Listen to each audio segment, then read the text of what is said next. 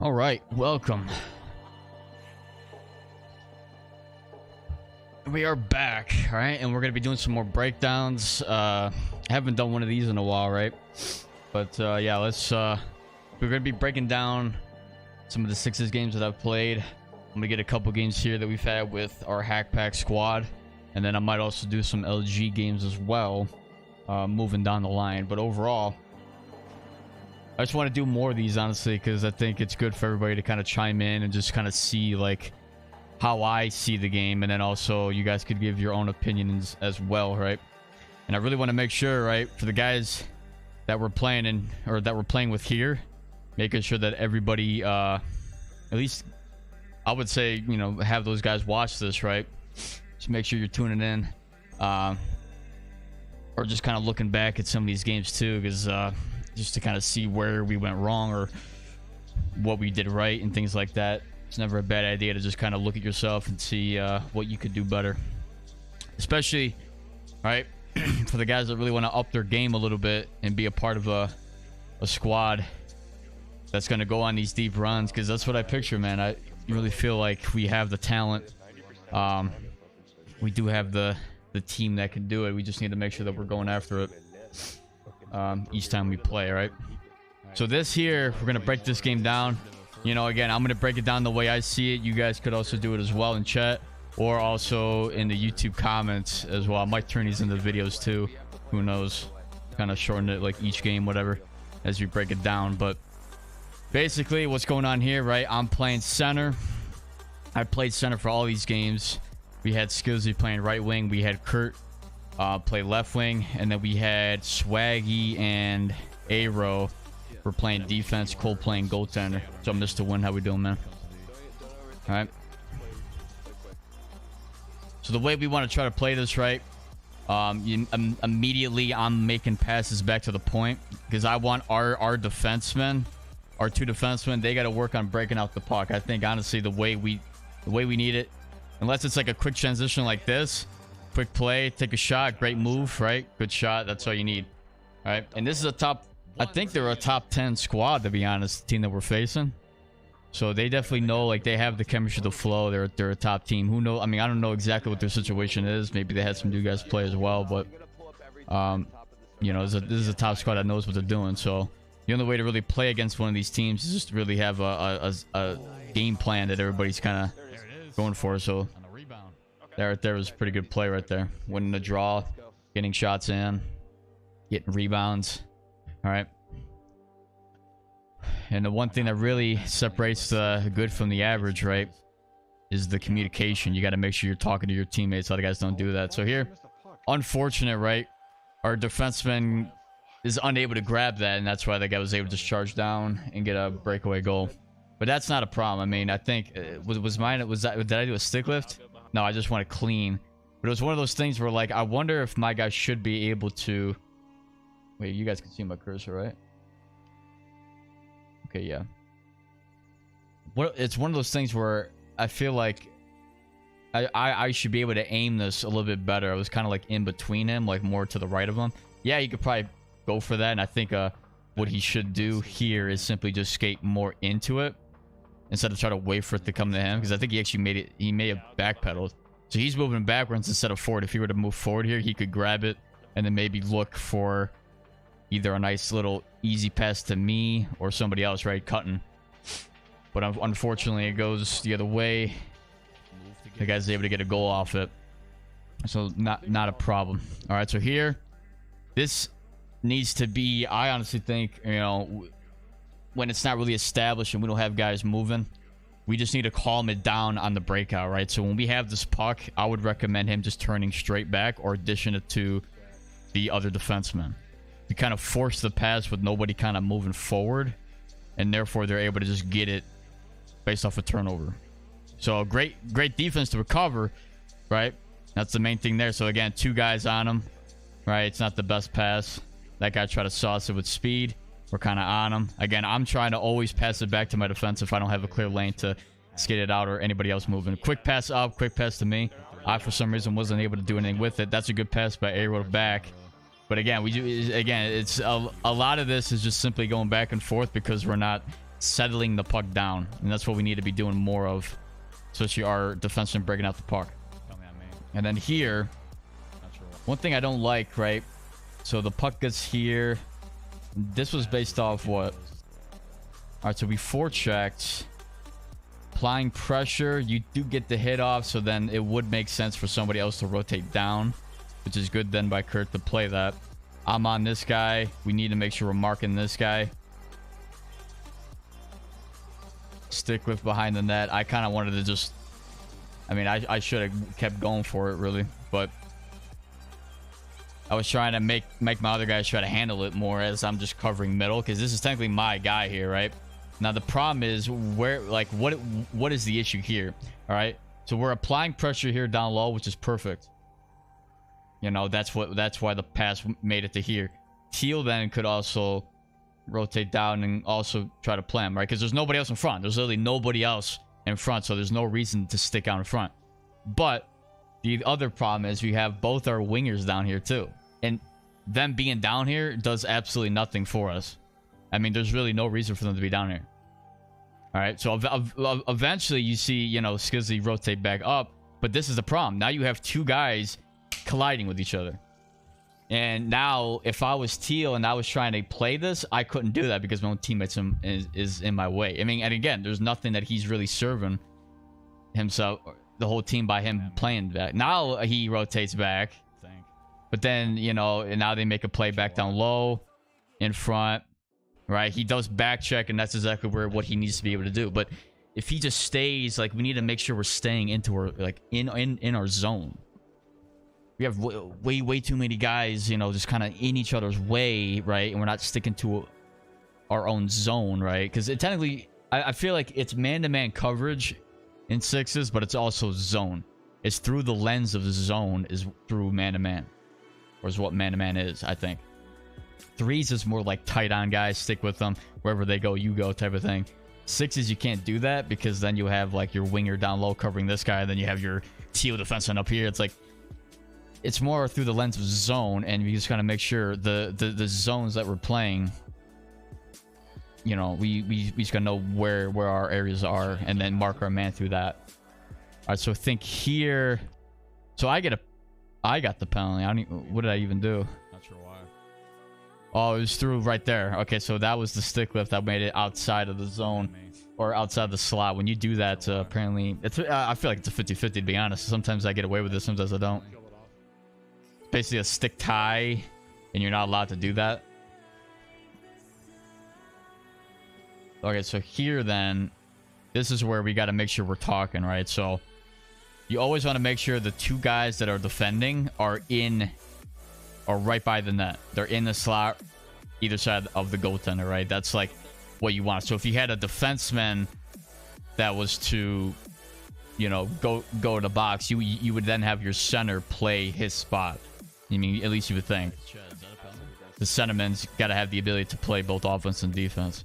So in this case, I feel like we need to make a box here. So the puck gets back to the point, that's fine.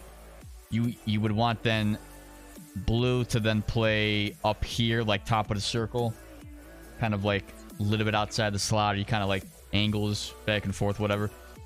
And then you have your other winger here, and then your two defensemen down low here. So this is exactly where they are. Good pressure there, just to kind of like keep them to the perimeter. A shot that goes off the post, and I think, wait, did that get tipped?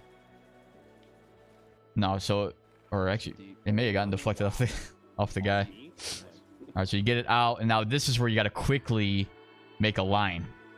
And the only way to do that is if we're already in our area and we're not chasing. So this is the problem here. All right, he's fine. I mean, he's got to play more up here. He's fine in this area, but then we kind of rotate all down again. So now you got four guys down low, and then you get it out. Well, if we were to play, because ideally you want to have these two guys here. Of course, you want them to be further up because there's no reason to play so far back. Well, remember, PK, you could still attempt the whole blue line. You just got to make sure you're sort of getting into the zone earlier and setting up quicker. Yeah.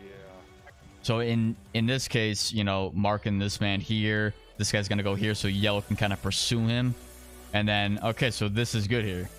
But you just want these guys to be more here with the wingers. So wingers then would take outside. 2 defensemen would cover inside. And that's good, actually. I mean, that's going to happen, right? They're going to get into the zone. Quick give and goes, though. That's the only issue. And then they get a rebound score. So, I mean, kind of tough, you know. I mean, you got to make sure you're really sticking on the guys. I mean, it's very easy to lose your own, you know, to like lose your positioning in this game. Hang on a second.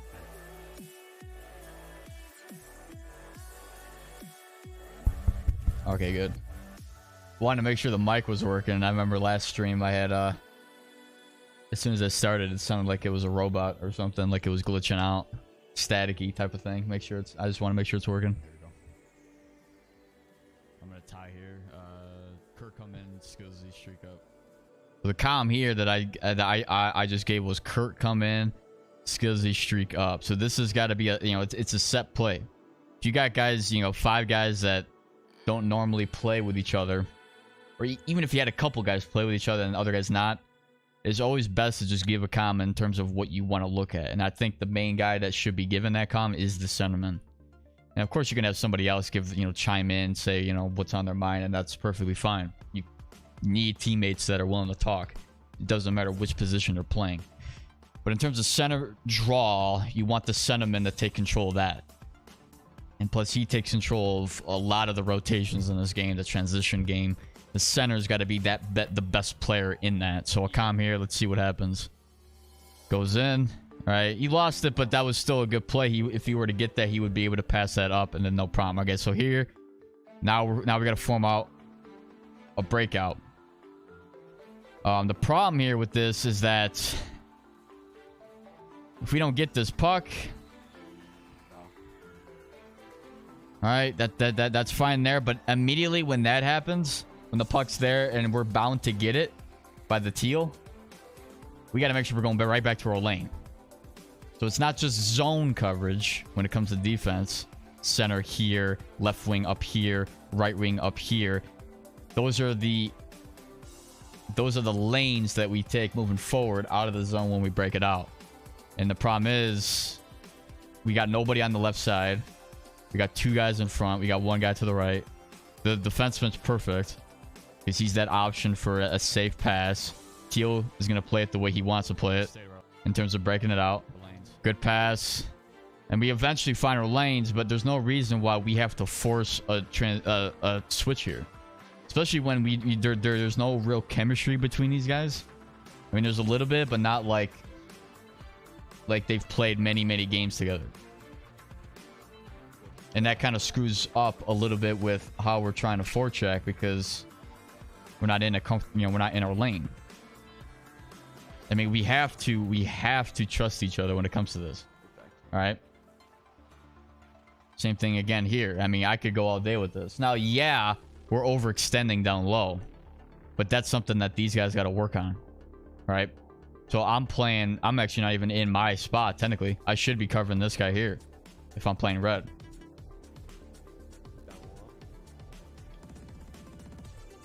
So we're in a good lane, right? 3-3, you know. It's kind of tough to like really hold. I mean, you could say this probably on every play. If we play tighter, we were able to stay with our man type of thing, whatever. We would be able to get this puck in the neutral zone. But that, where we get kind of coned right there, or we kind of get flat-footed, that's the one thing that we want to try to avoid at all costs, is that type of play.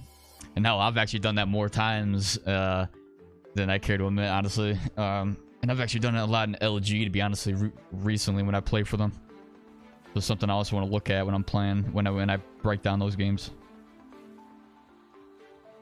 But the problem is, right, we get caught a lot of times, 2 defensemen down low. And that gives the incentive for our wingers to also try to help. But in reality, they shouldn't need the help. If you have guys, right, Teal being here, right wing or right D here, I'm centerman here. If I keep this guy at the perimeter and we have like a winger here covering this guy, then then it's just a matter of one-on-one with Teal on the puck carrier. Now he forced the pass back to his defenseman and missed it, but that's not necessarily because we forced the play, you know?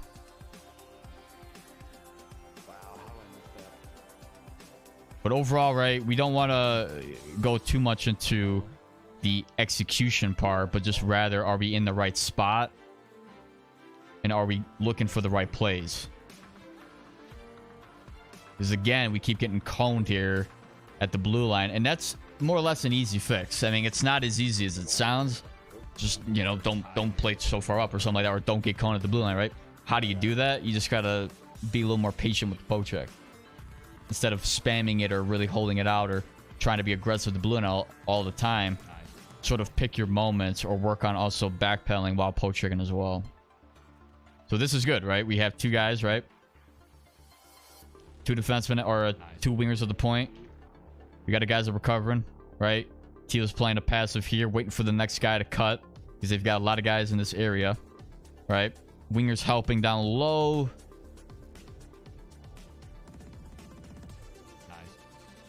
I can see why. He's going for the puck. He loses it. Then he races back to the point, and that's fine. All right, yellow's one-on-one here. And then we're marking our man here. So it's a pretty decent spot. Again, you know, coverage could be always executed slightly better, but the overall look that we're given is perfect. Good find. Wow. So that's perfect right there, right? Improvising a little bit. He had space. He had time. Gets the puck. He's got nobody really. He's the guy. He's got to wait for, you know, teammates to come in. Perfect LT. He is able to avoid the check here, which opens up even more time. Becomes then a 2-on-1, and that's a great time pass. Holy crap. Finds me back door, and that's the goal. So that's excellent by Skillsy.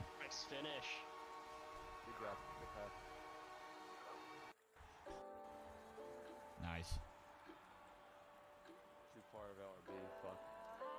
I like the look there. So as soon as, right, you got two guys going up, and then the look here is perfect. Man, and man, right? We're marking it. We're in the right spot. Body check, and we get the puck. So that's a great step up that turns to it. And then, of course, we you know, get hit as well. But these guys have truculence as well on their team, I think, right? Yeah, the one guy had it. What's up, C-Roy? How we doing, man?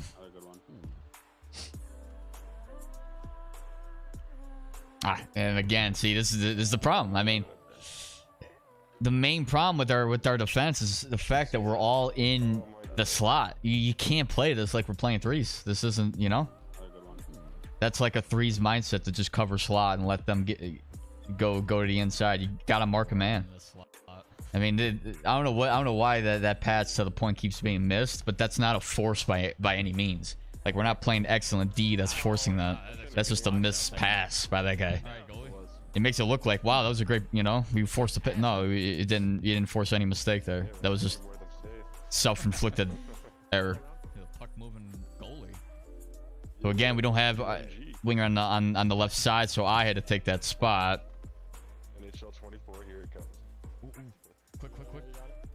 All right, good look there. Shot, rebound, score. Getting pucks to the net and getting rebounds. Let's go. Good there. I don't know what the goalie's doing.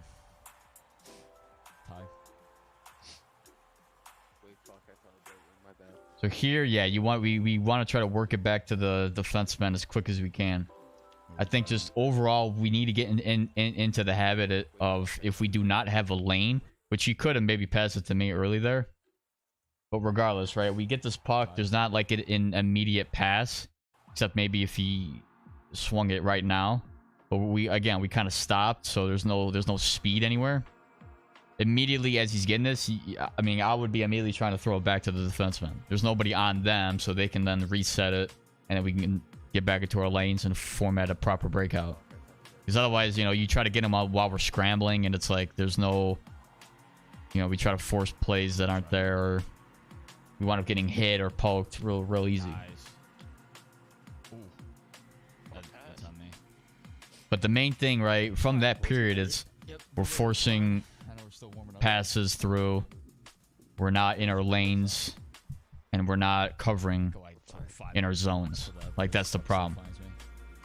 When we try to forecheck, we got 3 guys back. That's perfect. So we're positioning ourselves properly there.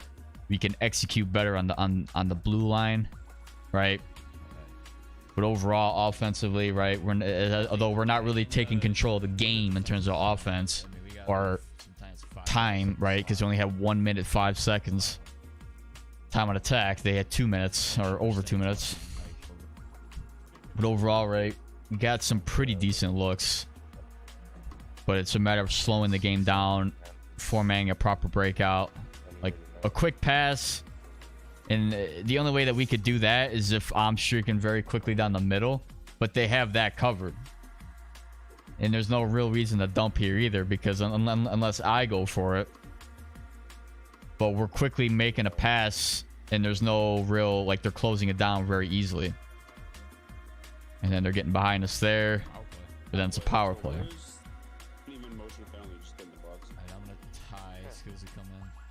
The players were going to tie. Skizzy's going to come in. Except I want to clean that time. So, okay. Good keep. There, want to look for the 1T. He tried. Forechecking the hell out of them. That's what you want to do on the power play. You just don't want to get too greedy where you got 2 defensemen that overextended themselves there. But now yellow's up. Okay, then blue goes back up.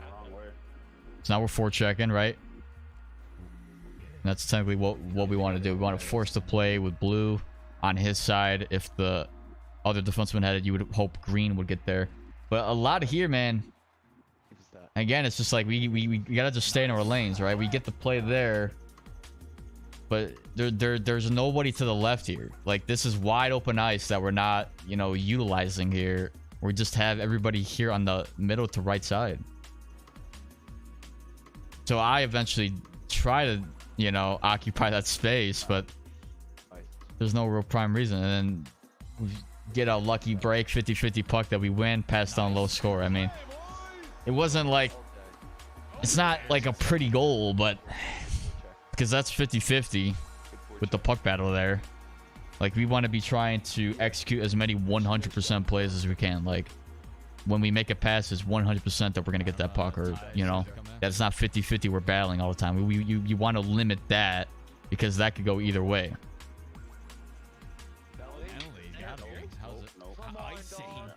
How'd that turn into that? That was early. You gotta call that. Seriously. A play that looked like it was gonna go our way ended up Here, I'm going gonna their tie way. so you come in. We were going quick. Archie, I'm gonna try to win it back clean you, actually. Let's see what we do here. Of course they do that. So they win it back. Great. Perfect pressure. That's exactly what you want.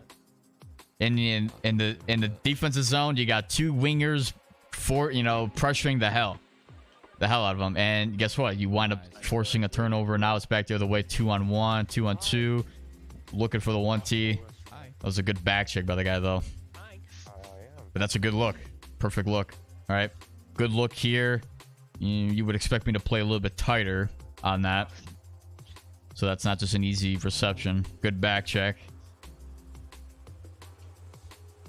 Low shot. That was a great pass, though. Okay.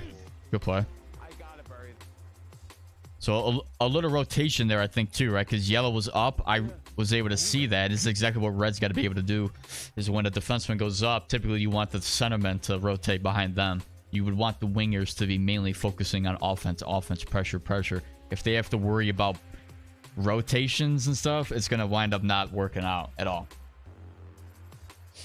So the centerman's got to be that guy that thinks of all that. What's up, Skizzy? I'm not even sure I'm going to be playing tonight because I have no clue who's going to be on. So if for some reason after these games I feel like playing, then yeah, maybe. But I don't even know who's available to play, to be honest. I didn't even really say anything in chat, in the Discord. But that's good, right? You got forcing it. Yellow was up, so I was able to rotate behind him. As soon as he was then going to get there, then I played more middle, and I was able to actually time it perfectly with that one. And there you go, right? So, again, forcing the play, good. Yellow does go up, which is okay, because we actually forced it quite nice there. I mean, theoretically, yellow could do that. There's no reason for him to play so far back. Because look at that. You got, if you think about the man coverage that we're looking at, dump the play, right? Or dump the puck in. Then he goes in for the forecheck. Green is on the other defenseman. So that's man-to-man coverage, man-to-man coverage. I'm playing actually too far. Well, I'm technically up, right? It's kind of tough. Technically, you would want the centerman to be here, right? But him being here, you would think then Teal could actually play a little bit further down and cover this guy in case he were to streak or whatever. Or just play more here. Force the play, body on body, man-to-man coverage still here. Yellow then, since the winger's on that side, and he has to rotate down. And actually, the reason that wouldn't be very good is not sure why 91 played so far back. I guess he was just assuming it would be a turnover, so he wanted to play a little more conservative, and that's just, I think, sentiment mentality. But honestly, the center could have actually went and started skating down the boards here, but technically I was back so that we could actually play that. But regardless, there's no reason yellow can't do this play technically, because guess what, we force it, and actually good body check there. We're on that, and yeah, we wind up actually getting it. It was a penalty somehow. I think, was it a charge? Trip. I thought I hit him. I must have tricked you and hit him. Oh yeah, I thought it was a hit too, to be honest. That was actually a trip. That's why the guy fell like that. Okay. I'll take the defensive I'm gonna spot. tie here. Yeah. I wonder if he's gonna stay. Go in skills. I'm holding flat. So technically, Nice. Good play. I think the way we called it, Skillsy called defense, so he would technically have to play right D then. I don't even think we were even playing that, were we? No, we kind of were. Yeah, no. Because technically, I'm not even really where I need to be then. I guess I didn't hear it, because Skillsy was, he called right D, and that's fine. That would mean I would have to play on the left side based on this coverage here. Like, I would be playing as a winger at that point. So I technically should have been in this area. If we make that box, right? I'm the only odd man out is where I need to be. And because I'm not in that lane, they get that pass bang. Because you can't expect Teal to get that. Oh, that's unfortunate. So that's actually on me there. I can't allow that roll back. I knew it was going. Probably should have been closer to that 1T guy. I was trying to stand between him and Cole and block it. Yeah, so we got to work on our PKs in terms of what type of coverage you want to make. That was easy to guard though. I went right by. Kirby Dog's playing for this team, huh? Okay. What? It showed Kirby Dog was the guy's name. So that's where he's playing, huh? Oh, that's... come Wound up getting the on. penalty right back again. Sorry, guys. The puck was right there and All he still good, takes all his good, legs all good. out. Yeah, it's all good. I mean, All good. We're having chances. It's just that's all just, I think, forcing the poke check. I mean, All right, so here I'm gonna be playing it's kind of crazy. He's got to stick him up and he getting penalties from it. Like, in front. doesn't really happen too often. Like a box The trip is not as box. sensitive as it was last year, I don't think. Nice, yeah. So again, I think, Make a box in the middle. did I call right D here? I don't even think I did. But overall, I'm like, I guess in this situation, again, I'm thinking I'm playing right D. And that's actually good then by Skillsy. He's playing that, right? He's playing where he needs to be. Again, we would expect... It's kind of tough. Like, you kind of just have to cover the lane, in a sense. Which makes sense then why he would position himself here, because he's got that backdoor pass.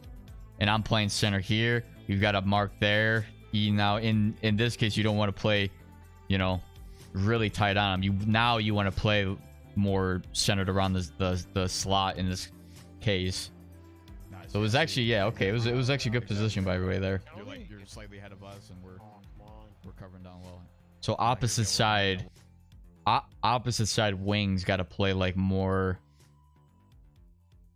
backdoor, like one teeth look, I guess. Depending on how they Nice. do it, to be honest. That's wow. All right, so then again, let me see here.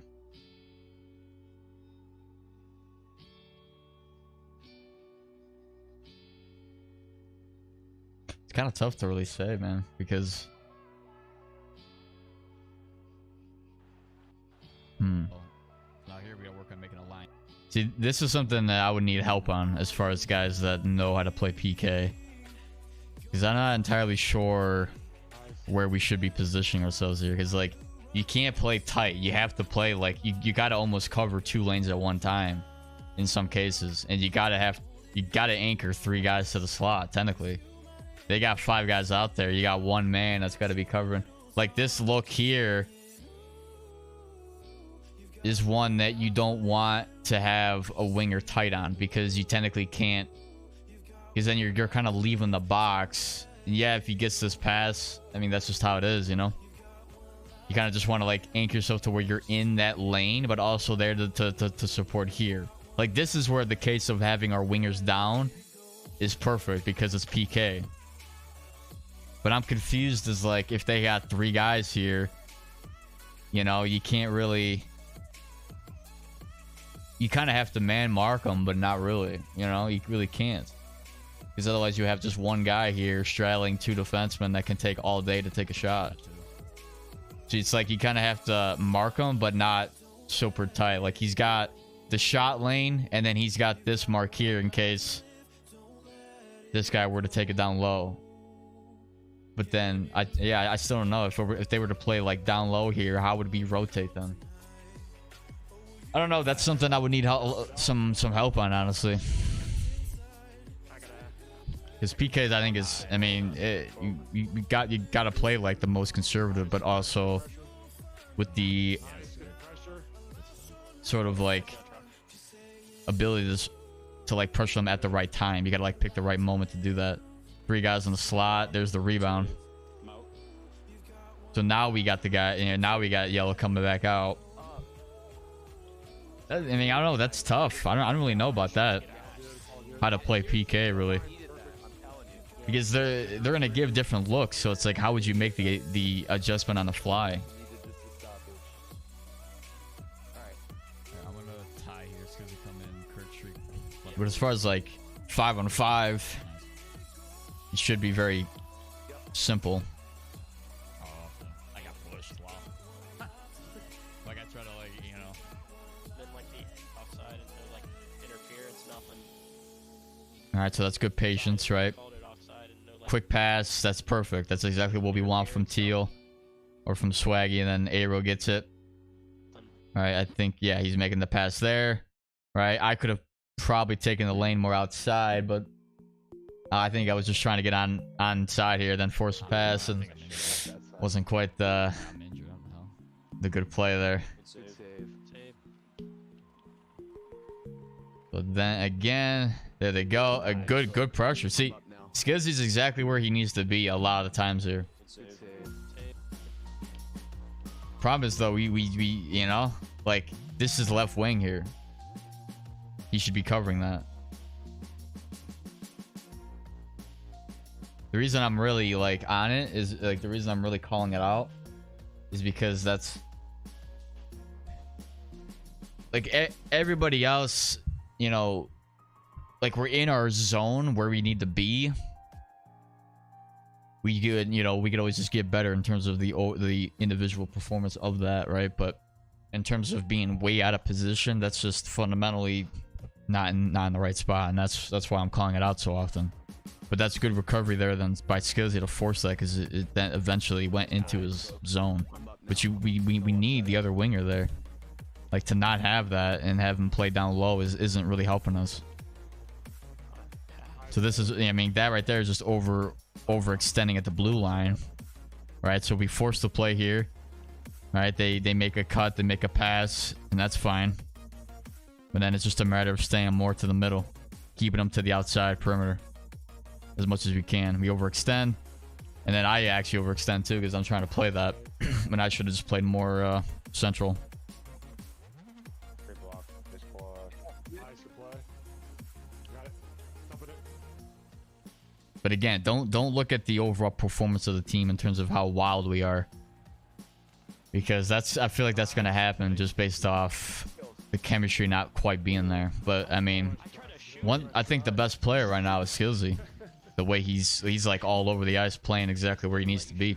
And he's actually playing in other guys' areas. That guy put me in a house. You know, he's like supporting them while also keeping to his own responsibilities. And if you can do that, you're playing outstanding. But the reason we're doing that is because we got other guys not in their spot. So that's something that we need to make sure we're dialing in on. Good quick play, good pass there. Go up for me, I got you back. He tried to that was a good look for the cut. So because he's down, I gotta just play mid again. There's no four trigger there on the left side. That's perfectly fine. And eventually we have okay. I mean, how did Arrow get up here? Go up for me, I got you back. Okay, so that was a call out there by our winger. So Arrow goes up. Okay, so that's fine. We got 3 guys back. Back checking as well. You just would expect there to be more of a rotation then when it can be made. So right there, because he's able to get back. Well, hopefully we're, we just gotta make sure we're darting to our zone. I feel like that transition could have been made quicker if you think about it. So you gotta, he's basically playing blue here, and then blue's playing yellow, just kind of like because of that switch play that they made. So here then, again, we want to have our defensemen, if they're able to rotate back, we want to make that switch happen as quick and as safe as we can. In this area then, if yellow were to, since he was darting back from this angle, if he were to dart back right back to where blue is, then blue could then rotate and play that spot and force the play here, while yellow then rotates, which he actually did. It's just a matter of like, if he's going to be around or if he can't really get that play, blue's got to just stop up. I think in reality he should just stop up, because now we got yellow chasing after him too, and now it's 2 guys on 1 man. Work it back to the point. Fundamentally, good fundamental play by the guy who had the puck, and then he just turns and rips it for a attempt of a deflection. So that's 2 guys chasing that leads to pass back for a shot, almost deflection. If that guy was a little bit further out and he deflected it, that's as good as a look as a damn 1T in my mind, and we don't want that. I'm gonna try winning clean. Arrow still go up just in case. He does that.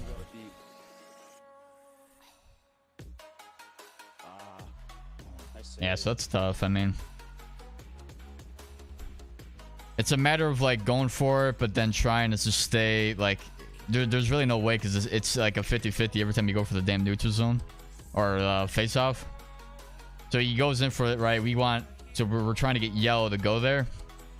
This guy picks it up before him, so now he's got inside leverage based on that.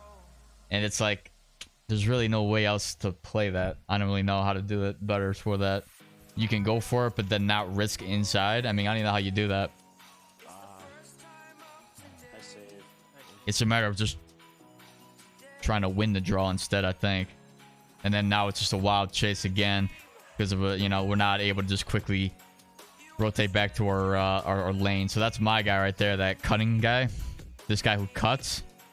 All right, so they work it back down low, and then they're they're looking for this guy right back. So that's where I need to just stay planted here and see that is my guy, right? They make a triangle in the offensive zone, but this dynamic needs to stop as quick as it can, as soon as possible, right? Because this is really screwing with their left defenseman. I mean, there's zero help there at all. But regardless, right? Blue's there. You would want green to be here. Red, I'm obviously going to be taking the center guy, the guy who's cutting to the net. Yellow forces this guy to the perimeter, and then T would be man-to-man here. But this is screwing with our dynamic, man, because we got 3 guys now, Like, this is the problem. And then now he's not there for the left wing side either, because he's caught down low. Like, that's the problem. The reason you play there is not only for the defensive coverage, but it's also there for the outlet pass. like as the breakout option. What's up, big man? How we doing, man? Just breaking down our games last night that we had. Risky by him, fuck. I went way too deep. Risky by him. I mean, it's good coverage, right? Like here, we just got to make sure we're not, you know, like this is perfect. Exactly what Swaggy needs to do here. You know, I mean, it's just a matter of this guy stopping up and actually getting a pass, and I was actually able to back check that. So I'm trying to work it back to our defenseman so that he can break it out. And it's a good pass, right? Up the skills, that's out for 50-50. I feel like in the last final seconds of the period, it always goes to the offensive team no matter what you try to do. I don't know, something about it. It's like it's a 90-10 percentage for the offense every time in terms of the puck battle. Yeah, I honestly think we're playing great right now. Yeah, I mean, yeah, that's one thing to know, right? We're this team is like a top five. I mean, I don't even know. They're at least a top 10 team, I think. But again, do they have the exact same lineup? I mean, most likely. I'm not entirely sure. I wouldn't necessarily, if I was a top tier team, I wouldn't necessarily want to have just anybody on my team that night. And they had some decent setups, so they knew what they were doing. I mean, 3-3 against a top team with the squad that hasn't played, really? Like, that's something to take note of. But again, in a game like this, right, there's constantly things that we can get better at, and that's what I'm trying to point out here. I mean, nothing, I hope that nobody, if you know, there's guys looking back at this that played in this game, or any of the games moving forward, that they're not, hopefully they're not taking anything too personal. Because I think, you know, nothing that we do is, you know, we're not trying to bash anybody. We're just trying to help everybody out. And we need to make sure that we're building a foundation, like you know, a game plan of what we want to move forward, like how we want to play. The only way we can do that is if, right, we're constantly talking, constantly, you know, keep it to a certain game plan and trusting each other. So here you look at this happens a lot with our defensemen. I mean, we're perfect here. There's no, you know, we're good. It's just when we're trying to force the play. Like when I often say like to pressure guys or to like play up further, it's not an attempt to like we need to force the play exactly where it's at. No, it's a matter of just simply getting in their way so they can't go at top speed from this area, you know? If we have somebody marking them quicker, or we have them like they're tight on them. So in this case, since that guy took off when he did, if I'm, you know, if I'm playing at my best here at TEAL, as soon as I see that, I'm that right there, when he's already at that type of stride, I'm immediately turning and running and skating the other way, trying to just then get in his way based off my back, you know, like just kind of, and then like whatever type of pass he makes, then rotate back and just try to be square and then backpedal. Nice. Look at the back check by Skillsy. Comes from all the way down where he was at. So I had to rotate and try to take TEAL. So I'm man to man on this guy, which leaves this guy open. So it's a good back check then by Skillsy. Now I guess it just decided not to go to this guy. I guess it was trying to go back to the defenseman. Good job, pass assist, and then that still eventually goes. So we could have taken the lane here. Like we could have just drove in though. I guess was he out of stamina? Because yeah, we instead of continuing on straight, we eventually just curve down and we make a pass. Yeah, I don't know. Back when I left that guy open at the point, I needed to hand him off to A real quicker. Yeah. But again, I mean, like that's everything that we do here is like, you know, a matter of us just kind of seeing that that's something that can be made. But I mean, this can't happen. I mean, holy. What's up, Night Brisk? How we doing, bro?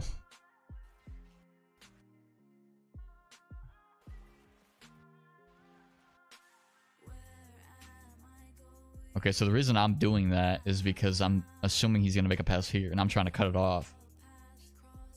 If we're playing tighter, we could definitely, you know, cut that lane off. But again, I'm staying with them. We pressure that guy there. He eventually gets it. Now we've got wingers there covering that. We then rotate back down. At that point, I need to just play more there. All right, I do get the poke. Then I need to re-establish myself here. To there. So that's okay. Well, no, that was good. All right, so that was good coverage. Yeah, Swaggy does get it. This guy. Don't you hate that, man? Holy. That's one thing I really hate with defenses here. A lot of times it's very unforgiving. I mean, you can't play this much better than Swaggy did. I mean, do you expect them to face the other way then? To have his stick more on his right side instead of it being on the far side here? Because he's a right-handed stick. He would have his stick, if he's facing straight ahead, he would have his stick on his right side. Maybe then he could get it from this angle instead of where he got it back here. Because then I'm assuming it collides. Yeah. Like, somehow the stick collides with the other guy. He didn't even stick lift. It's just like they go for the puck and then it bounces to the guy. Like, he loses possession as soon as he gets it. There's nothing that Swaggy can do here to stop him from getting this puck. I mean, there's nothing. This is something that I hate, to boil it down to the fact that there's nothing physically that he can do better in that spot. I don't freaking get it. It happens a lot, bro. I tell you, when I'm playing defense, and you see it a lot with other guys too, man. Bounces off, yeah, somehow. But the only thing I can think of is if he was more square to the puck. But then you don't even know, right? If he's LTing all the way around, you don't know if his guy even then reacts to the puck. Because when you sometimes are staring straight ahead with the puck in the corner, your guy doesn't even look at it. You know, like you're trying to just stay square and look at it. But it's like, you know, you can't even count on your guy doing that. It's like you kind of have to play with the left trigger sometimes. But I don't even know, like, that's a scenario where it's like there's almost nothing the defenseman can do there. He's in the right spot perfectly, 100%, and we can't get it.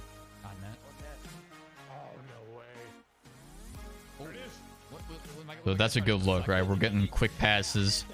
We're trying to. Good stick.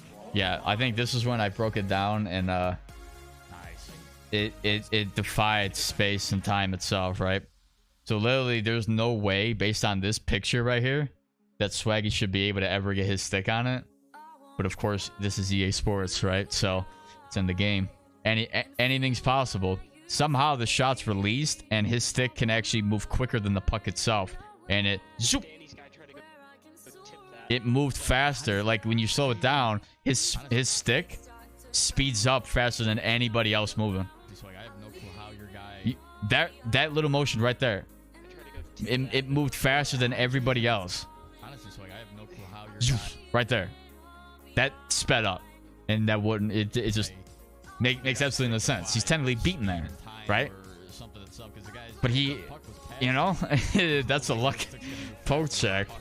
Somehow though, you were able to get that. I mean, I guess, you know, whatever happens. Targeting system. I don't know what that was. That was awesome. I'm gonna tie here. That's great. So that's a loss on my end right there. I don't expect anybody else to really. I think I tried doing tie up. He did a stick lift right to this guy, who then cuts in middle, bang, right? When I say tie up, I have yellow coming in. There's no way for Swaggy to move quick enough here to then play that, because I think a lot of times he went back, and instead of him going back this time, he went forward. So it's like there's no way for him to mark that, and that's a quick play. I mean, that's a loss by me because I lost the face-off. If I won the face-off, that play wouldn't have happened. Good play. That's more on me than anybody else. It's a great team. So 2 goals, right? One that was a mistake. Another one that was, I think, just unfortunate with the game's physics or game's tuners and everything. Physics and everything. It just wasn't there. That right there, quick play, try to get it back to the point, rotate it, good find, right? Of course, the shot is like -20 with its accuracy, but that was a good look overall. And I'm still picking up my teeth. Was I held back by the goal? I wonder if I was, right? So I'm trying to get up here. I was held back by the goalie. I had no clue because the camera's not on me. I can't. I mean, I'm not even seeing it. I'm assuming I'm already past it. I think the goalie thought. Like, the goalie's doing this stuff, but I had no clue that he was doing it. I probably was. Look at him bouncing up and down. What button is he pressing there? Either that or stuck by the net. I don't want to clean. He's like, whoa. All right.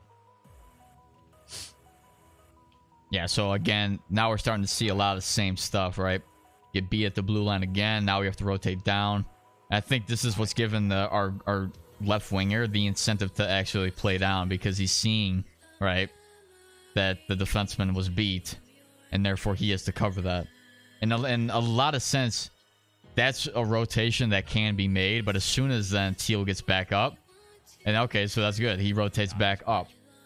So that's actually really good. And now he's on the left side. I think he was on the left side once this entire game, and it's that moment right there. That pass was actually so perfect, and he's now streaking down the left boards. I need Saddam. I haven't seen that once the entire game besides that motion, because he's been playing middle and right side the entire time. That's just fundamentally that's what we need to do more of. If, you know, the winger can backcheck and help out the defenseman if the defenseman's beat, which we hopefully don't.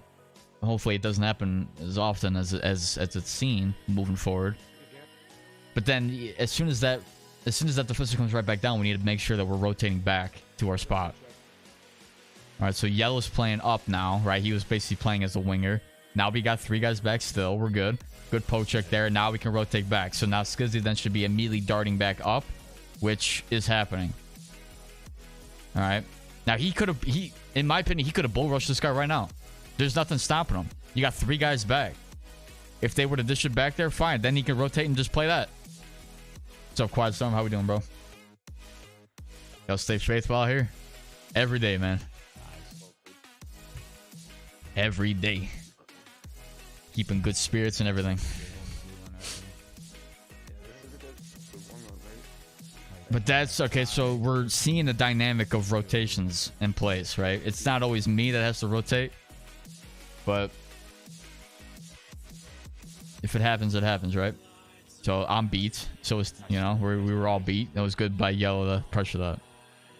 Good dump. That's actually perfect, and that's actually a play that could be done a lot more in this game. I feel like something that Skizzy. I mean, that's good, right? A self board pass for him to dump it in. I mean, that's holy. That's great hockey right there. You see that in the damn NHL, in the actual NHL. The fact that it's implemented here into a video game is outstanding to see. That's like good. That's great fundamentals. I mean, that's a great pursuit there, right? So this is the idea of our forecheck coming into play here. So technically, all right, we got 2 guys there. I'm playing this middle. I'm literally going to be taking any one of these 3 guys that streak down the middle. Man to man, man to man. I'm also there if he wants to play aggressive. I'm there to rotate and play inside of that guy too. And which actually, that is what happens, right? So he's trying to cut off this lane, which he doesn't necessarily need to do it there. But he did it, right? But that's because Blue is forcing that play. He's forcing that pass to be made. That's perfect. So I rotate it. I dump it. Okay. I mean, the reason that dump play goes nowhere is because we had nobody with speed then to move, and then Yellow stopped up anyway. The idea of a dump is to have guys chasing after it, then forecheck there, but technically I probably should have just rotated it back to the defenseman for like a reset. So now I try to reestablish inside. You know, again, we want to try to just mark our man early and just kind of just be you know, just stay on them quicker. Forcing it down low. Now we're scrambling a little bit. So you why does this happen so many times, right? Pass goes right back to the point. It's gonna take this guy 5 years to get that. He'll be winding up for a clap bomb. It could have hit any stick in front for a damn tip, or he could have just found the damn back post here, or 1T option there. The backdoor look, whatever. See, like 60 or something like that. There we go. That's 14. No way.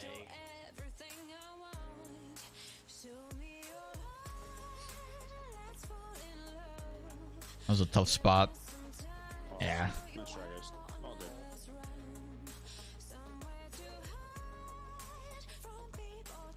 So I think if we're teal, right, you know, we just want to play more back to the boards here, I think. Like, that way, if he wants to drop past that, it can hit boards, and then it will eventually land to you. The fact that we passed it here, I mean, we kind of cut off the lane to yellow, and it didn't really serve us well because there was a guy there to force that. And then, there you go. So, it's tough there, right?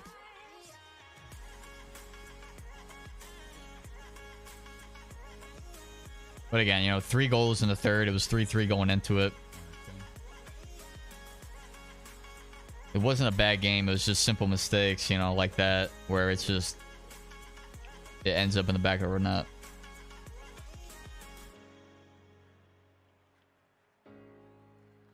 So that's perfect right there. That's exactly where we need the green to be, our left wing to be. So he's pressuring there, right? Now, of course, when this play evolved, right, he should stop up right here. Blue should stop up right there. Although it's kind of tough, right? Because our 2 defensemen. Well, we got our defenseman there. That's perfect. He's going to eventually take this guy. Forced to play, right? Perfect. All right, he eventually then rotates back. And that's, you know, technically, theoretically, where you want him to be. Right? This guy, he winds up forcing him to play down low, doesn't he?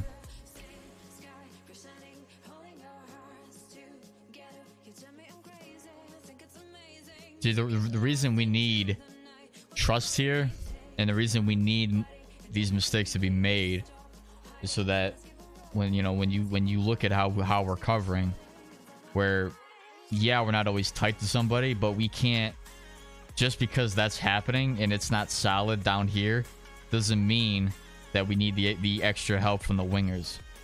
So this case here, it's like, what we need is to just set up good looks right now. It's not necessarily to execute in covering. If a goal is going to be made, I would rather it be made when we're all in our spots, right? Because then it's just a matter of us, you know, becoming more solid with our zone coverage. But if we're not even in our zone, now we're not trusting our teammates to cover what's in his zone. There's no reason to have 4 guys on 3 guys here. There just isn't, in my opinion. Yeah, the defenseman's out of the play, but just what if he was? And you would think with a better organized team, which he eventually does become an option. You know, if we're all inside leverage here, playing exactly where we need to be, there's really nothing. Like, you know, there's nothing. As if we're forcing the play the way we need it to be forced, then we're good.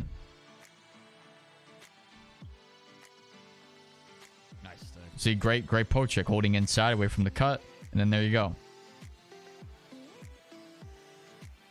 But the issue is, man, when we have wingers down low covering, and then we get the puck, now we don't have 3 options. We're limited down to like 2 or 1 sometimes for our quick pass forward. And now we have to wait for that winger who was playing literally down low behind the net or anywhere in that area to then play. You know, he's got to waste even more energy to sprint forward to try to catch up with us so that we can get a decent rush. And it's not going to happen. Like, I would rather us just play more in our zone in that way. All right, quick here. Like, play better, play more efficiently in our zone rather than try to just, you know, I don't know. It's weird. Full check. Like, something like that could be very you know, can very quickly become a problem if we're not playing where we need to be. Like this right here, where we have to rely on our teal on a 2-on-1 defense to make the play, but Oh, my bad. that's something that hopefully, you know, we can help out. But like when you look at it the other way, there's no reason to have 5 guys down low. You know, like that's not really support. That's just literally getting in our way. Like there's a time and place to do it, but when you got 3 guys down low, there's no need for a 4th or 5th.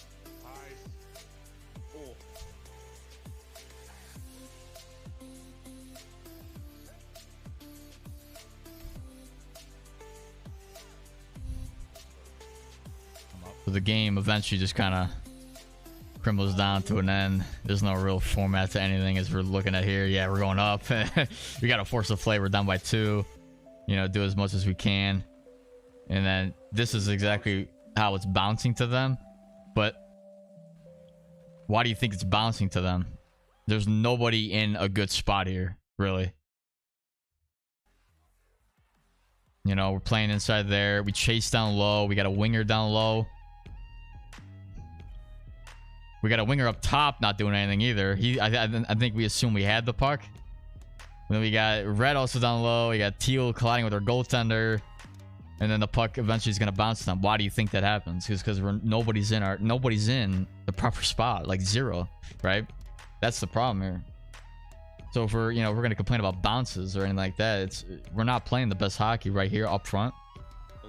4 bounces to go our way. But that's fine, you know, like nearing the end of the game, we were trying to force the play, you know, force whatever we can. But just overall, we just need to, you know, just think fundamentals. And regardless of what the score says at the end, just play a full 60. But, you know, we just got to work more on our game plan moving forward and executing on our simple game plan. And trust each other, trust everybody to handle their responsibilities and not try to handle everything at once. Like one guy's not going to do it all, right? I think there's a time and a place to rotate and things like that. There's a time and a place to support down low and things like that if it ever came down to it. But when we're in a good spot, we need to make sure then we got 5 guys in our zone, in the zones, covering what they need to cover. Like that was good, but then you see the third period, it's like nothing really clicked. I don't think we had anything all offensively. It was just a matter of us defending the entire time. And that's just because we got 5 guys down low and we get the puck. Yeah, and then this is me calling it down. We break the puck out. You know what I mean? Like that's the next question. That was me calling it out on stream, having 5 guys. If we don't have you know, we just don't have anybody there.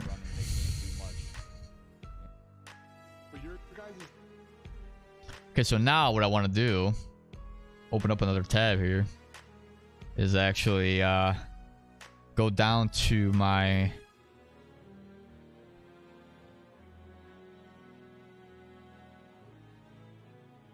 let me break down an LG game now, just so that you guys can see the difference between how we play, which is based off barely any time playing, right, and us just trying to, you know, find our system, you know, trying to build chemistry with guys and whatever, trying to finalize the game plan. Let's take a look. I want to look at the last, was it the last game?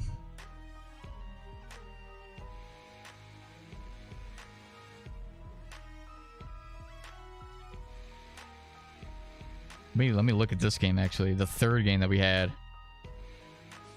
which was, I think, a loss that we had. Just learn to play every space.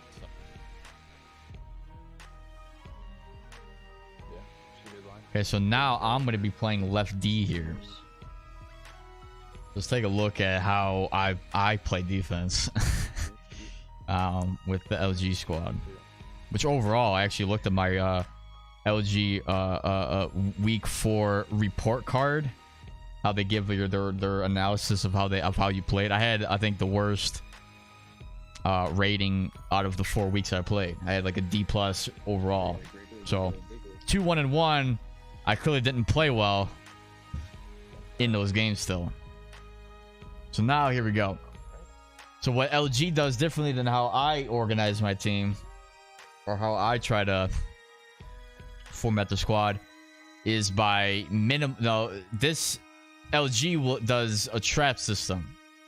So based on the trap, you have your centerman that covers center. You got your 2 defensemen that are right beside them, slightly behind them, right? And then you've got your wingers covering the boards as if it's like a PK, just making a line at the blue line, except you just have 1 extra guy. So the wingers will then, they don't forecheck at all, and we just simply make a line at the blue line, making it very difficult for them to enter. So let's see if that's even something that happens. And the first play that they do is a dump and chase. I mean, that's literally the counter to the trap, is by simply dumping and chasing it. So I have to immediately try to recognize, and you see when they dump it, they've got a winger with 95 speed or whatever trying to charge at it and get it. And they actually get it. But now let's see how we're marking our guys.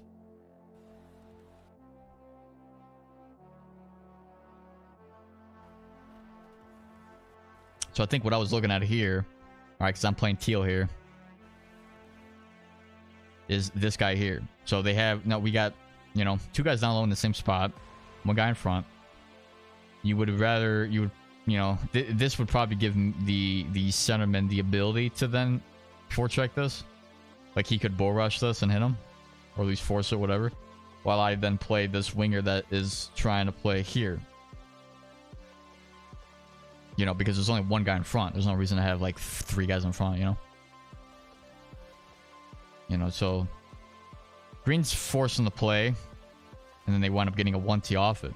I don't really think that's blue's coverage, though. Like, he can play that and help that out because they've got practically 2 guys in the same spot, in the same lane, in a sense.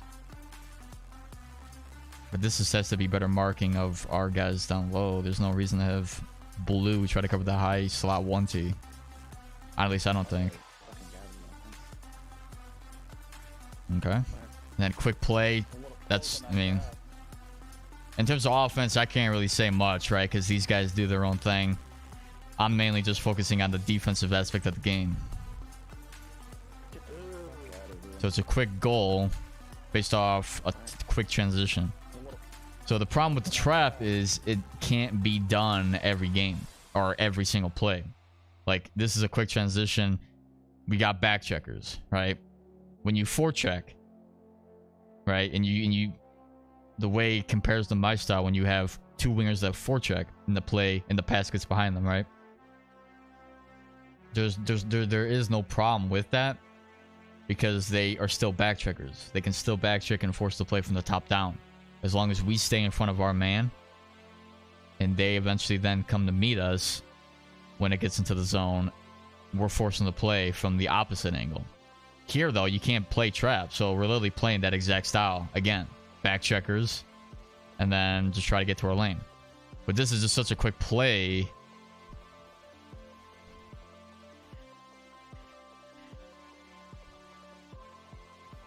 So he back passes it, and now I should be staying more on this guy. But that's just a quick, I mean, hell, I don't really know what to do there. Forces in front. I mean, we're not hugging post. So I don't know. Bounces like that I think are going to leak through eventually. Something Cole does really well.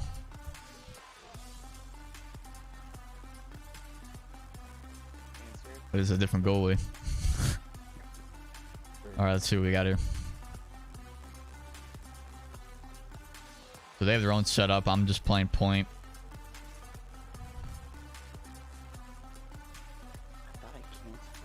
I mean, he definitely could have drove inside there.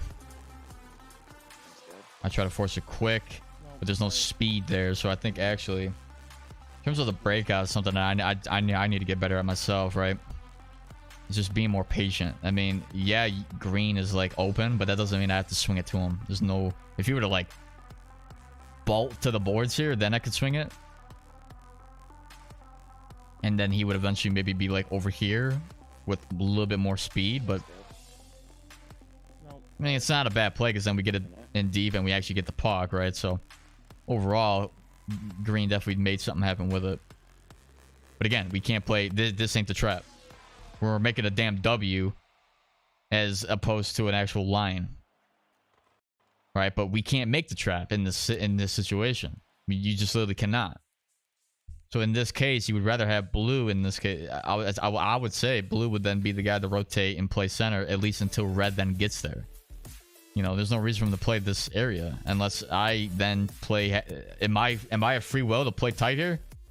Because that's the thing. It's like, when do I choose to do that? When do I not? If I'm not marking a man and I'm not used to marking a man because we're playing trap, it's not just gonna click when it's a damn rush like this. Like, you know what I mean? At least with the forecheck, it's like man to man is always the mindset. As opposed to this, where I could have played further up, but like, how do you make that sort of adjustment where it's a trap and you're not marking a man until they get into the zone, and you just to then marking a man somehow? You know, like, it's like you're playing two different mindsets and you're trying to collide it. It's just it's not gonna work unless you're really good at the game. You're really focused on the game or something like that. Like, I don't even know. And like, that's the problem. I guess I just have to recognize, all right, there's no way to make the trap here. Back to playing my style. Right? And I could have been played tighter on this guy. Tight here, tight there.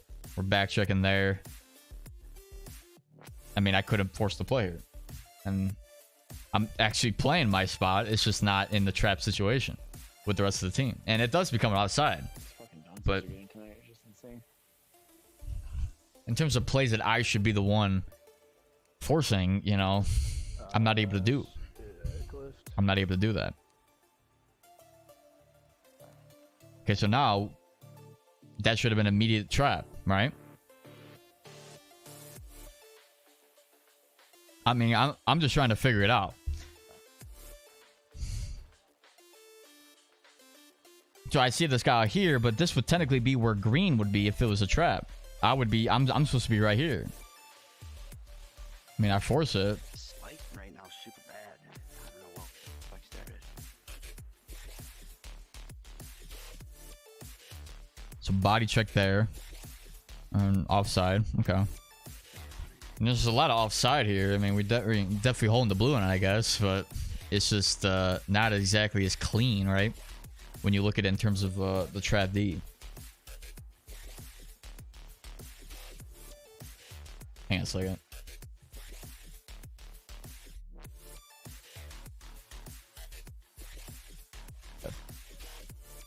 I want to test out the mic again, make sure it was working.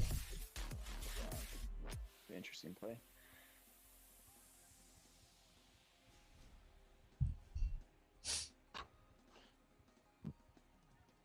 Okay, straight. Okay, so they get it, so there shouldn't be any pressure. Yeah, like, you know what I mean? It's weird, you know? Poked it again. Where is that going there? Why are they trying to force it now?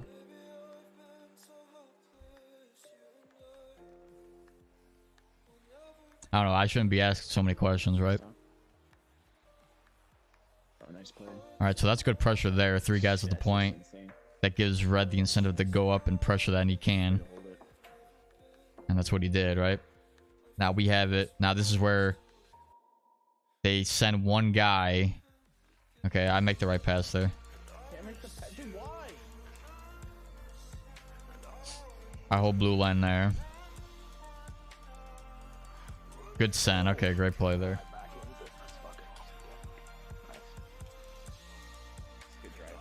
So that sequence was really good.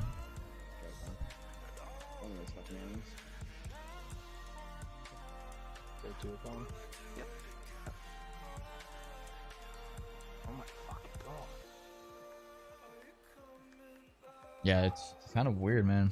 Let's see. Try to force a poke check. At that point, I should just be... I shouldn't feel the need to, like, move, like, to, like, skate backwards right there. Like, I throw the poke fine, but technically this is yellow right here that could actually play tighter. While I can then cover that guy for you to make that pass, which he did. But again, they go outside. I don't think it's necessarily 100% us forcing that. That's like them just kind of not timing their passes right. Great.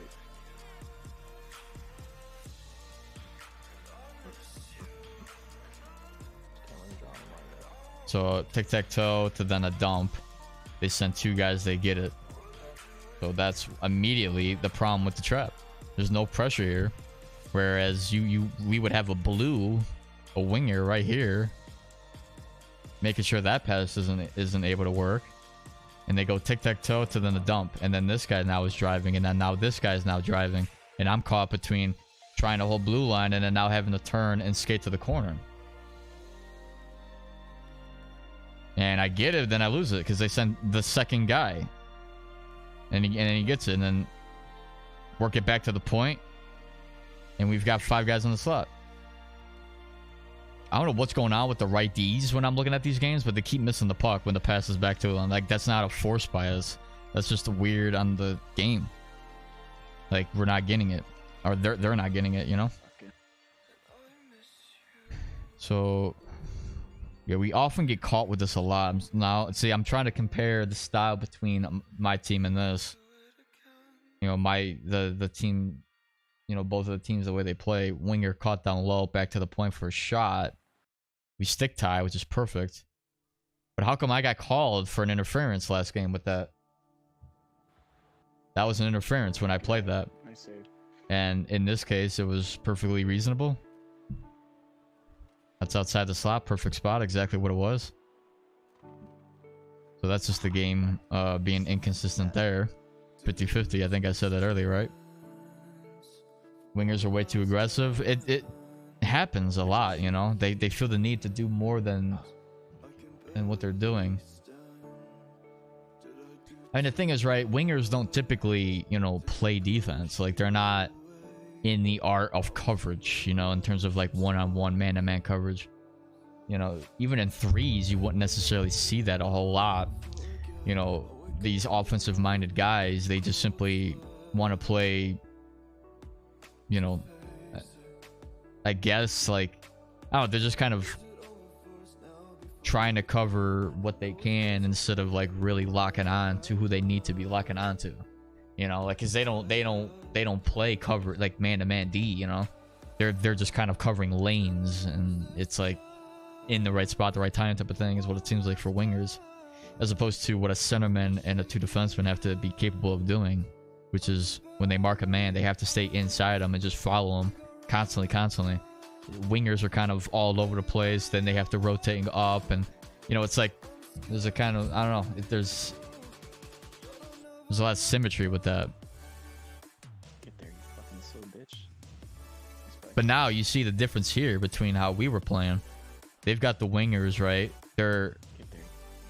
They may be wild at times, but they're where they need to be on the breakout. So we get this puck, and I've got 3 guys to pass to. Last game, it's like we get the puck. We have you know, we would get the puck here. We would have our left wing in this corner. So there's nobody in this area to make a pass to. And if we were just simple with our positioning, we could have had that option every time. Option every time. But that never happened, or rarely happened. And now we get a quick, easy transition. Take a shot, looking for a tip. I mean, that's how you want to do it. So, Banjo. So, like in the analysis of these games, it's good to see things played back in slower time, to notice little changes that we can make to get better. I mean, yeah, you know, if there's anybody who played in these games, or anybody out there, you know, that wants to give their opinion as well, I mean, just because I break it down doesn't mean that what I'm saying is 100% correct. You know, there's definitely different styles of way of playing, but like just what I'm seeing from the wingers, I mean, I guess, so that's good play. But you know, hopefully it's not just me, like hopefully nobody takes offense to anything or anything like that. It's just a matter of us all trying to get better in a quicker stage, right? Because, you know, if nobody's pointing these things out, it would take a lot longer for us to notice it. But But you can't, definitely something here that's different from the way we're playing is, you know, the wingers and the forwards are more in their lane. So what that shows is that they're able to get rushes like that, where they can make quick plays and then bang. You know, I would rather have a winger that stays more to his lane, to his side, while I can then cover down low for him and do whatever I need to do. Like, there needs to be a dynamic between that, between everybody. And now, break, you know, like, so a back check here, right? So let's see what we got here. All right, so he tried to make a pass. And then now it's a matter of back checking because he was the furthest winger back. So Blue did a good job there, and now it's a quick transition the other way. But the back check is no different than how you would if you were to just forecheck, right? So again, back check. I mean, we're setting up trap, right? But I haven't seen a trap once in this game, besides like maybe one time. Every single look that they're getting is based off it's based off a quick transition the other way. That's literally how they're playing. And when we do set up, we're not actually setting up a trap, or we're not setting up a line at the blue line. We're setting up a damn W, because we're not just getting, you know, because those are gaps. Those are gaps.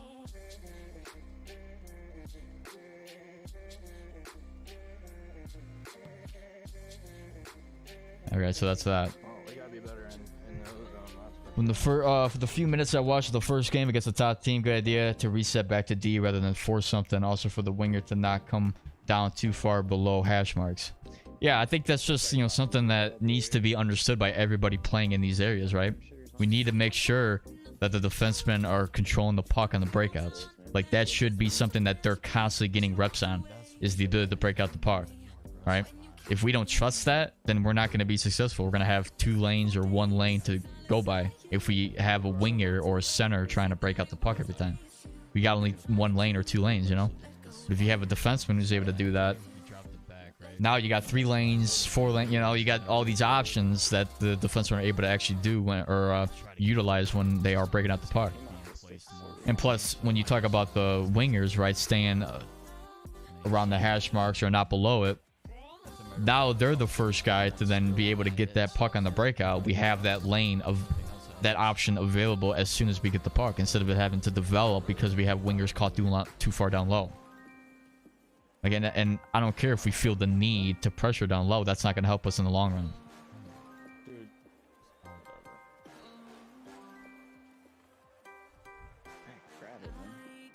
So here, okay. So, I mean, the reason, what I'm seeing from the, you know, the way we're covering, the reason it's solid is because it's like we're all sort of near where we need to be. In terms of like forget the neutral zone coverage, because the trap clearly isn't working. Because if it were, they apparently wouldn't be able to enter the zone, right?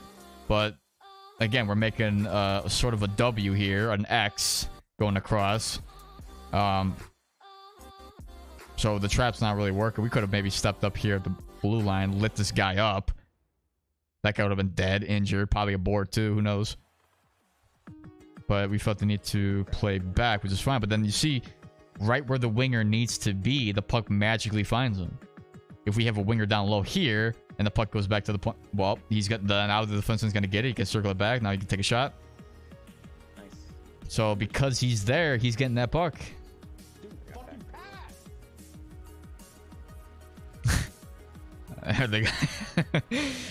LG sometimes gets a little bit frustrating, doesn't it, for a lot of guys? Okay, so okay, that was weird. It was funny because that was the slowest pass, but it was like right on target.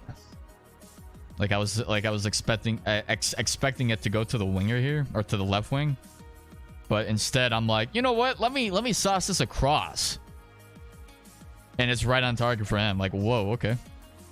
I mean, I guess utilize that option back at the point, but we force it back when you got traffic there. Okay. Again, I mean, in terms of offense, I don't think I can really say much. I mean, these guys play together, so they know what they're working on. Yep. So why do we feel the need to force that? Like, let's say we're not forecheck. What, we felt the need that we could have gotten that? And then he just darts right back like it was nothing. Like, yeah, let me throw the poke out, and then, I'm on, yeah, no, let me not get back, Okay, but still, look at this. Like, this should be an opportunity for all of us to set up trap. There's no reason why we're not doing that. If that's what we're doing. Like, this is just... So he's sort of there, but he's not, right? Because here's the deal. We're not... The trap does not have us play tight on anybody. It just doesn't. So, literally, it's an easy read for the defenseman. He gets the puck. Blue's there. All right, I'm going to spin. All right, now I got all this time, right? There's no threat. This guy feels relieved. He's going to make the perfect pass. He's Tom Brady right now. Basically. He has all the time in the world to make a pass. So he makes it. I mean, Trap D doesn't allow us to play tight to that. And then guess what? We're not even playing Trap because now we don't have our winger back with me. And the only reason I picked this off is because then I rotate and play closer to that guy. Which is no different than man-to-man covers there. Nice. But then I eventually lose it because the guy literally puts his body in front of me while I get it. So here again, we are not going to be able to make trap because there's a quick transition. A shot. So this is what I was talking about last game with Swaggy and Kerr handling the puck here. I'm playing board, like the back option for him. So Swaggy in this area before, right? When Kurt was down here when he had the puck, he was playing right here, which cut off the lane to yellow. This is what I'm talking about in terms of just kind of being an option. There's no area, like I shouldn't really have to go up here. Like I could if I really wanted to, and yellow could make that switch or green could make that switch with me. But in reality, I don't think I need to. Like, I can just play safe, and then he could dish it to me, and then we can format a breakout that way. Instead of me having to go up and try to force something, because there's no real need for that to happen. So he dishes off the yell. Now we're back to our just simple, get the breakout. Goes up.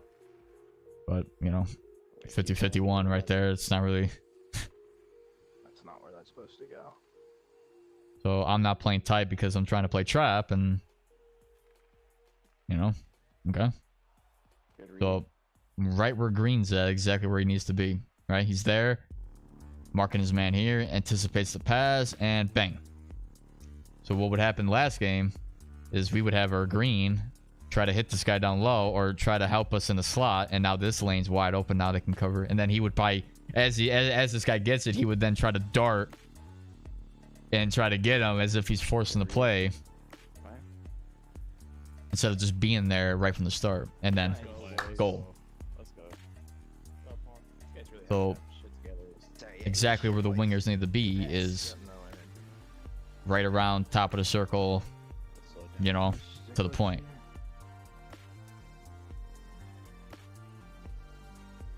The reason I'm breaking this game down is because I'm trying to see, for one, the difference between our forechecking style and the Trap D, but also just to see how guys play who've played more so together.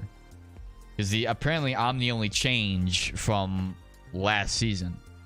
These other four guys have all played with each other for one whole season. I'm the only change. So these guys have a little bit more chemistry than what we have on our club. But you can still see a lot of similarities, but what we struggle with, these guys are more efficient in, as you can see. And the chemistry up top is also a little bit more fluid, I think, too, with certain setups. You can see like they keep a triangle more times than not. Sometimes we kind of are staggered too much, or we're making a lane or whatever, or a line, I mean. And you see like the give and goes, like we do that too, but again, it's a matter of but the one thing I'm just struggling with is if we're gonna form. Okay, so this is me not trusting.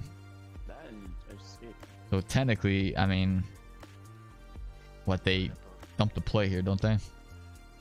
And so quick transition, we can't form trap. So again, another transition play where they have the puck and we are unable to actually get the trap going. They dump the play still, because why not, right? I forced the pass. I actually forced that, right? Because I'm on this guy, I'm on this guy, I'm on this guy. So he feels the need to then dump it if he didn't get rid of it. But we eventually lose it. So I mean, it's kind of tough, right? Because I'm, you know, like I'm trying to get that. You can't expect Yellow to like make the play all the time. I'm trying to get there as well, but then I wind up not seeing this guy. I think what I would need to do then is like immediately force and then try to dart. But like again, that's still kind of quick. Like we kind of just have to. It's kind of just have to be like a scenario in which we just kind of get lucky in, which we did. Because it was a turnover, you know, you can't expect us to play perfect either. Alright, so I lost it. If he wins it back, I shouldn't have went forward. I guess, what did I think it was a tie-up? Or I'm just trying to, like, cut off the forecheck. But the center, I run right into the center. So that's not what needs to be done. But I do hold that. And then now I'm the option there to get now, so that relieves some tension. I don't think we need to be so quick. Yeah, I don't need to be so quick to force this play. So I force it to Green, but where exactly can he go? Right into this guy. Like, that's not on him. That's on me, the passer. I'm forcing it a little bit too quick. And actually, you could make the pass to Red. Or me. I can make the pass to Red. No, I can't do that either. Because if I make that pass, this guy there is there to immediately get it. I could maybe then force it to Blue, or I could just make an even simpler pass to Yellow. Back to Yellow. He gives it to me. Why shouldn't I give it right back to him? Because then it's right here to then Blue. Instead, because they got everybody shifting over to the left, make it to Yellow, then he can make it open pass right up to Blue. No problem. I force this pass up to Green, and then eventually gets picked off or pressured the other way, and then bang.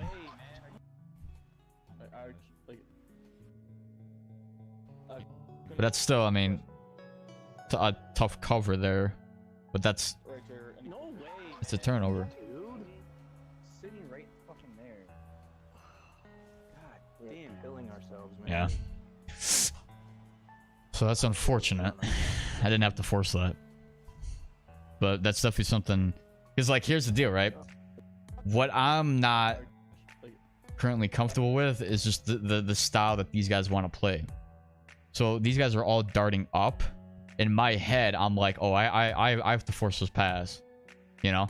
Because that's how we've been playing this entire time, is through, like, quick plays and forcing it, right? I don't think we've ever, like, really slowed down the play to really try to,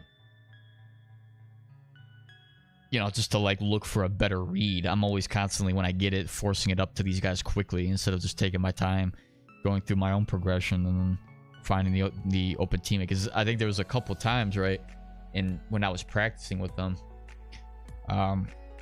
these guys, like, I'm the one or two times that I actually do control the puck, they all go into the zone and it's an offside. Like, they none of them pulled up or anything. So in my head, I'm like, well, these guys, you know, they want to get the puck quickly.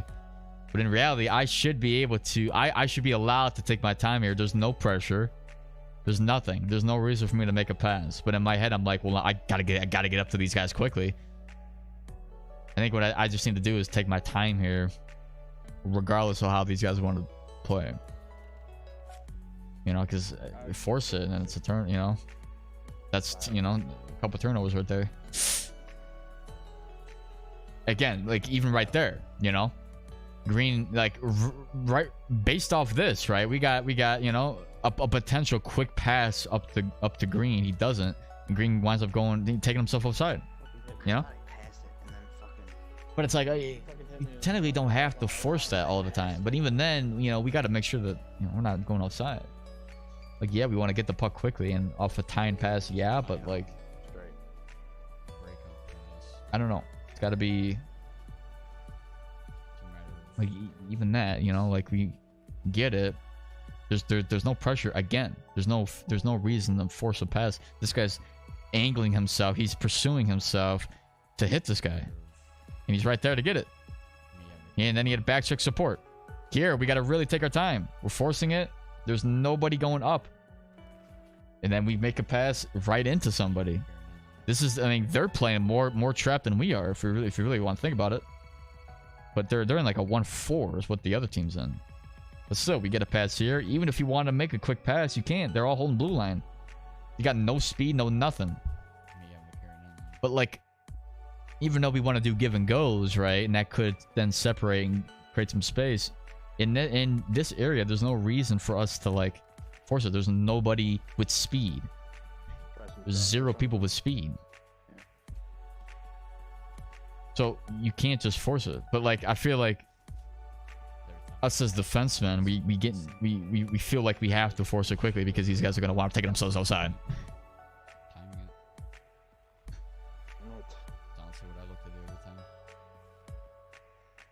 So why? Okay, I don't understand. This is not trap. I'm like, all right, so what's the point of trap? Are we playing it or are we not? You know, like I didn't actually say that. I said, what is the trap and why do teams typically go for it? And what I got was them describing the traps, you know, whole reason and everything and how it works and all that. I'm like, all right, so why don't we just forecheck? And they're all talking about how we should just trap. Well, if we're gonna trap, let's trap then. Why now we got one winger doing it? We got the other winger not. We're off tune. So that right there is fine. Like the reason I try to make that pass is because he's now behind the D. He's got open ice here. I force it. Although my pursuit of when I did that, like my angle with the pass, slowed down the puck, I think. And okay, that's actually unfortunate. I mean, how? Let me say that again. Fast speed or normal speed. I think it's just like it's not immediate, right? Maybe if I just gotta take a wrist shot. I mean, just the angle was kind of weird. Yeah, we definitely get lucky a lot with just blocking pucks.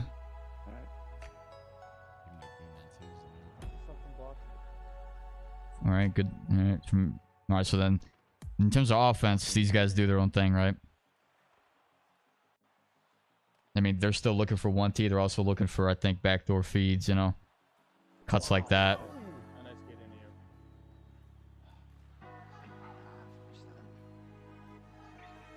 And then here we go again. Can't really get the trap going. I get caught by the net. So this is something that I do that I don't think a lot of guys do. Like what I see a lot from the defensemen, when the puck's back at the point here, what the defensemen do, they just simply like stay here. You can, but now this guy always has an option down low to extend the play. So what I always do is I try to like stop that angle, and he actually could have made the pass around here, but I still, even if he were to do that, like I'm playing man-to-man coverage here, and I'm playing inside leverage everything. If he were to make this pass straight to him, I would intercept it. Even if he were to make a pass along the boards, I wouldn't have been able to get it, but I'm still inside leverage at this time. He's so far down low where I could just pursue myself here, and I would cut off his angle to try to shoot it short side. I typically stay more man-to-man, and I actually go out to make that happen. Is that a good play, a bad play? I mean, it stopped this guy's immediate pass, which forced the play to now make a pass back there, which if blue was... Let's see. Oops. I think blue is actually in a good spot, right? Okay, so the guy actually breaks off and kind of does that. All right, that's a good time pass, honestly, by them. But again, all right, they take a shot, right? So let's see. So now just look at me. I'm here, I'm here, I'm here. I'm here, I'm here. They take a shot, I'm here, and I'm still there, but okay, well, I kind of over-pursue there. But still, like, man-to-man coverage. That's what we're trying to do here. We don't, like, I'm not trying to overextend. I'm not, like, behind the net. I'm not so far in front or so far to the outside of the guy or whatever. I'm trying to play tight onto him. Here, again, we got to calm it down. There's no... Okay. Make a pass, but I don't know. I think we just got to make a better pass. Like, just because he's moving forward or in an angle, a pursuit where he can get it, these guys are still holding blue line. So the idea to like make that pass while they're in stride like that, because like that's the thing, they're trying to receive the puck while they're in stride. So them doing that, if I were to hold on to the puck, that's gonna take them outside every time. Like they're anticipating a pass every time. But it's not really a smart pass because they're literally gonna get instantly poked. Like that right there. I mean, hell. 5 seconds. I mean, I guess it's not a problem for them to like try to get into the zone, but like if I held onto the puck, they're all outside. They're all about to go outside. So like the idea of me like taking my time, yeah, it was 5 seconds left, but still they're still doing that the same way, even if it's like 10 minutes on the clock. Wow.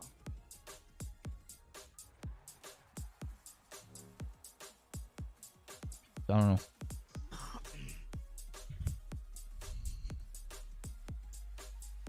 But like these games are just as sloppy as as with my club. It's the exact same thing.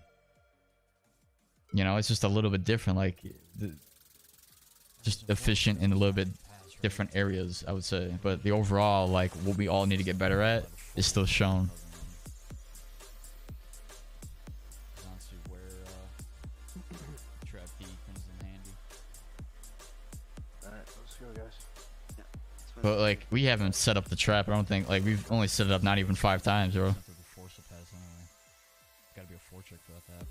So I get that. I make the pass there. All right, now we can play out. No, they're pressuring fucking finally. So yeah, that's actually tough, right? Like I wonder what do we need to do here? So we make the pass, right? We're trying to look for options. Good up left. He can make the pass up to blue, and then he can make an immediate pass up to red. Well, not really. The way this thing, it's like I think we just gotta play more tic-tac-toe with the defense here. Gotta draw him to one side. If I were to play more here, he can make the pass here and then there, kind of like what I was talking about on the flip side that led to the goal. It could be done again here, where because there's no option for these two guys here, so the only option he can make is either a far pass there, which is still getting covered, or he can just make a simple pass to me and then make a pass there, or I can find red cutting or something like that. No, they're pressuring. So now cut off the lane. Now we have to reset. I get it there. I try to force it up, which okay, but then we get into the zone eventually. It's just there's still like no speed to really make something happen unless you like really know how to LT and everything. Like it's still, and then again, here we go. We can't set up trap. There's just literally zero trap right there. No way. Because it's literally how quick the other team's transitioning every time. There's no, and where we lose the puck is not allowing us to trap. All right, so I'm man marking that. So right here, we're playing pretty good D, I would say. Wingers, they're playing down, and then as soon as the puck goes back to the point, they're both rotating up at the same time. Like this is perfect. You're pressuring them. They don't have much time. Now they have to try to make a back pass to this guy, which then hits us. We get it. Then they get it back. And then it's got to be quick man marking again. So center is trying to pressure that, and we're marking our man down here. I mean, this is phenomenal D in my opinion. But then I wind up getting it. Where I got it, though, I had absolutely nowhere to go. And I'm always into the habit of, like, when you get it in this area, you got to immediately get rid of it, because these guys are going to be all over you. I could have taken a little bit more time to maybe pass it, but I think that guy may have forced it on me. So then they get it again, and I'm trying to pressure. They get a tip. That's all based off a turnover. So that deflection, that chance is always going to happen. Almost like trying to try to force a quick pass in that spot. Quick before it's gonna mount you is insane. Straight lunchtime. That's just a tough spot, I think, you know. All right, so I get it. Make a pass up. All right, and then I rotate back. So once I realized, right, red was up, I eventually rotated back. So that's an area where I get the puck. And this is something, you know, I think when I was breaking down the other game, we did a pretty good job in doing. So I'm up, I'm controlling it, and then as soon as Red gets up here, you want him to play up, so then it's like a normal rush again. Otherwise, if I'm up too much, too long, he has to now rotate and play left wing or play left D while I'm up here trying to play his spot. And with the lack of chemistry, with that not being like a, you know, a fundamental play in a sense, because we're just kind of rotating, we're just kind of filling each other's spot briefly. It's not going to result in a good setup or a play or whatever. It could, right? But not always. I think he was trying to cut for blue right there. Like, he tried to make a pass to blue, which would have been a great play. But this pass winds up going back to yellow. That's another pass assist. Love to see it. So again, I'm trying to just play inside. I mean, that's really all I can do, I think. I just gotta stop, like, assuming I'm gonna get beat.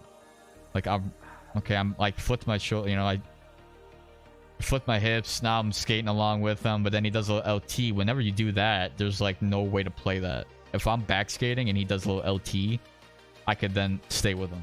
I can't do that if I'm here. The only reason you would skate backwards is to like reestablish leverage. But once the leverage is already established, that should be backpedaling.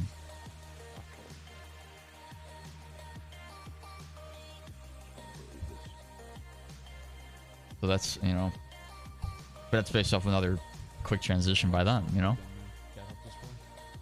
So it's like, we're not playing bad, right? They're getting, it's 2-1 right now. I mean, we've had 2 goals, one off a turnover, one off I don't even know what they had. So that's me trying to force that again. And me, they got 1 forechecker, man. I've got to just like put a move on this guy or something, right? LT. I got elite edges for a reason. You freaking use it, right? LT right here. This guy's like hard trying to skate at me. He's gonna wind up getting beat. If he's either gonna do 1 or 2 things. Then he's gonna try to rotate and try to hit me again, and then that's when I get rid of it. Or he's gonna just keep going back, and then I can just keep skating. Like I could just keep controlling the puck. And then I can kind of just do whatever I want in this area. If they all just rotate back, you know. But when I'm trying, like when I'm forcing, when I'm passing is not the right play. Like this is forecheck. They're playing a 1-2-2 right now. Which is they're actually having the center do the forecheck. They have the 2 wingers back. That's how this team's been playing. And that's forcing this pass. But this far side guy's open every time.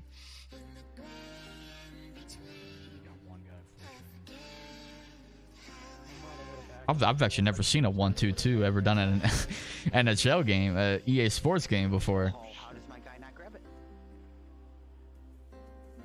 Like, these guys are like playing the 1-2-2 aggressive, like it's a strategy change or something. Like, Oh, good fucking shot. yeah, so that's a good shot for a tip, trying to get something there.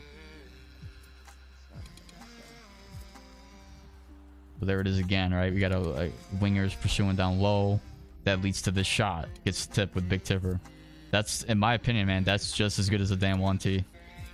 Like, trying to get a 1T that gets blocked or something. Like, that look for it is just as good as a damn 1T is what the tip was. Especially when you got big tipper, bro. It's like, holy, bro. Gold 1T, like, or gold big tipper. I get it. Force a pass there. That's great, actually. That's a... Control a little bit, then get it. Shot. Good shot. Trying to catch him off guard there. See if he's not hugging post. Keep him honest. I gotta mark that. Then I see. I can't force that. Like, here's the thing, right? I'm making a very similar mistake that Swaggy is making at times, right? Where I force this play. But I'm like, I would force it and then try to continue skating backwards. But at that point, I'm already beaten. Like, okay, we're back checking, but that's, they get that. Like, we're not. So this is based off another quick transition by them. We lose it, or we lose it. They get it, quick pass. Now they're driving, right?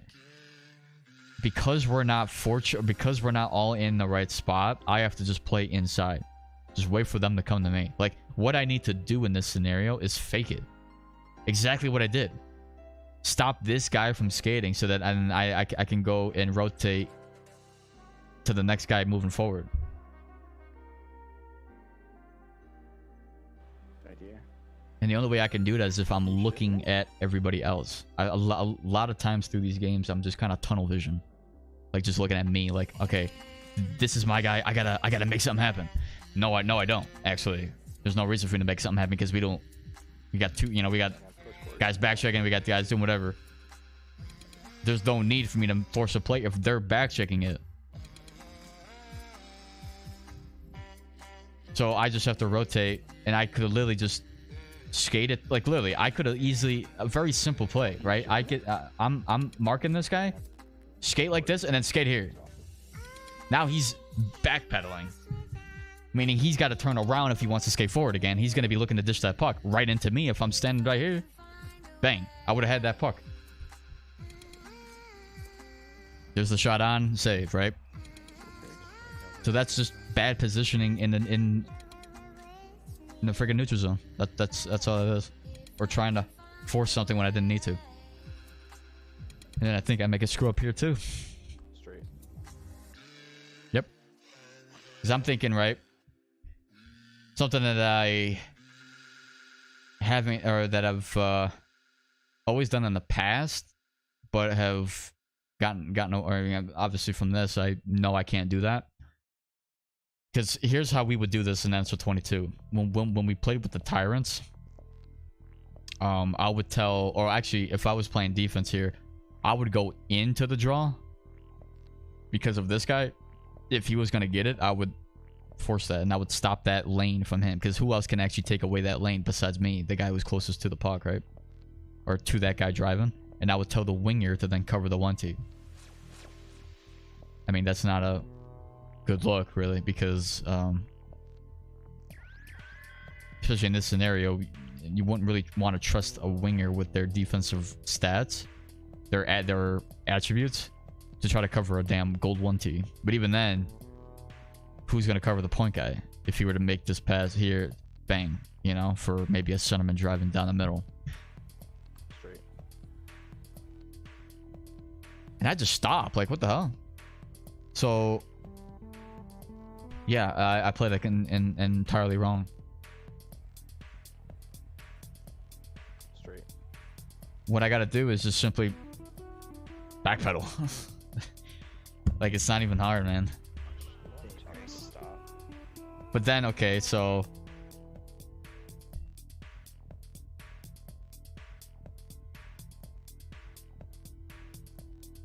you really can't even trust like yellow to make a play here either.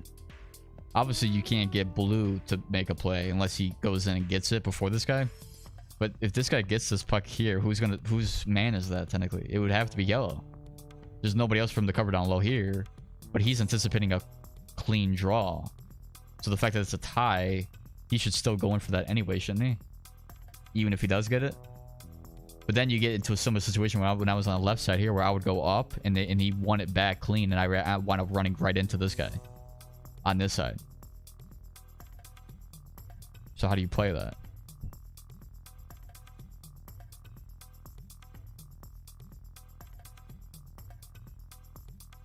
And this is the reason why I try to, like, because that was happening, you would, you know, in my mind before, I would always have the inside defenseman go into the draw to kind of oppose this winger driving in. And then have, because the winger here on our time, or on our side, is outside of me, the defenseman, he could then just simply man mark the 1T. So he would, you know, green covering this guy. I'm then gonna be trying to bull rush this winger coming in to get that, and then green just kind of takes. If the centerman were to break off the center, you would have yellow just play that, or if he wins the draw, he gets it, right? Then he can just kind of rotate behind him and do whatever, you know, whatever he wants. The fact that it's a tie-up, he's expecting a clean draw. He can't get it now. He's just kind of like out in space because he's got nothing. He's got no one to cover. And this guy immediately, as he gets, he swings it, and I'm flat-footed anyway. Regardless, though, however I play it, I have to make a damn decision because I'm literally flat-footed. I didn't even skate, and this guy went from here to here, and I'm still in the same spot. It's not a green problem. Bang, you know? Stop. Yeah. So that's the problem there. Straight again. Watch. Same shit. So then this is the reverse look. So again, I was caught with the same thing. And then they win it.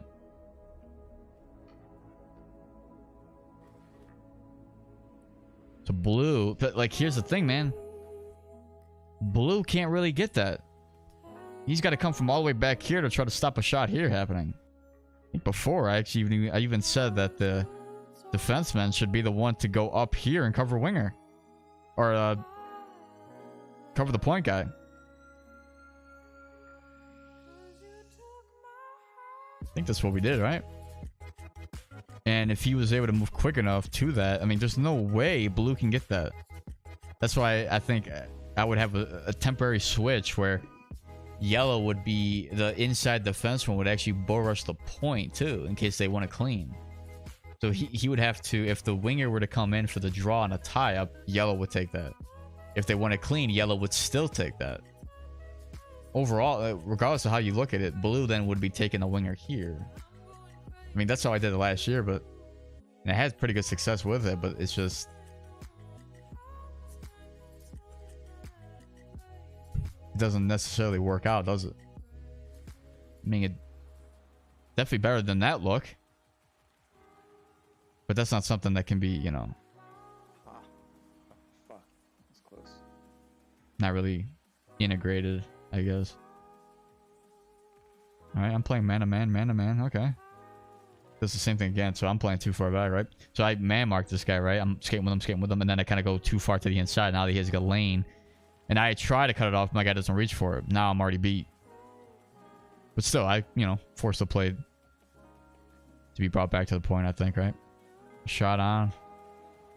What the fuck?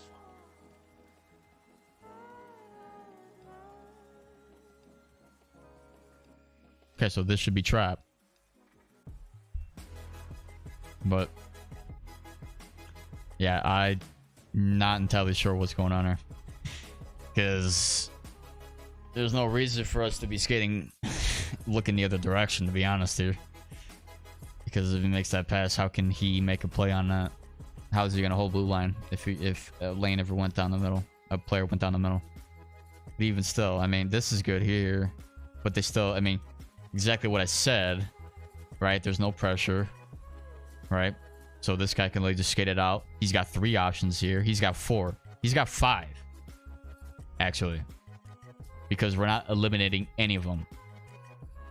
He can make a pass to center. He can make a pass here. He can make a pass here. Now, I'm just saying, theoretically, if any one of these guys made a cut and they were open, that's an option for each and every single one of them. There's 6 options now, actually. Because then you can make a pass here if he didn't like what he saw. But even still, there's no reason to even do that because there's nobody forcing the play. There's no pressure. But in case, right, nobody did any cut, so he didn't have to make a pass. He didn't have an option to pass then at that point. The other option would be for him to just skate it in himself, but that wouldn't really help either because he has wingers. He's got a winger that's further up. He would have to stop then and kill his own momentum. Instead, goes for a simple dump.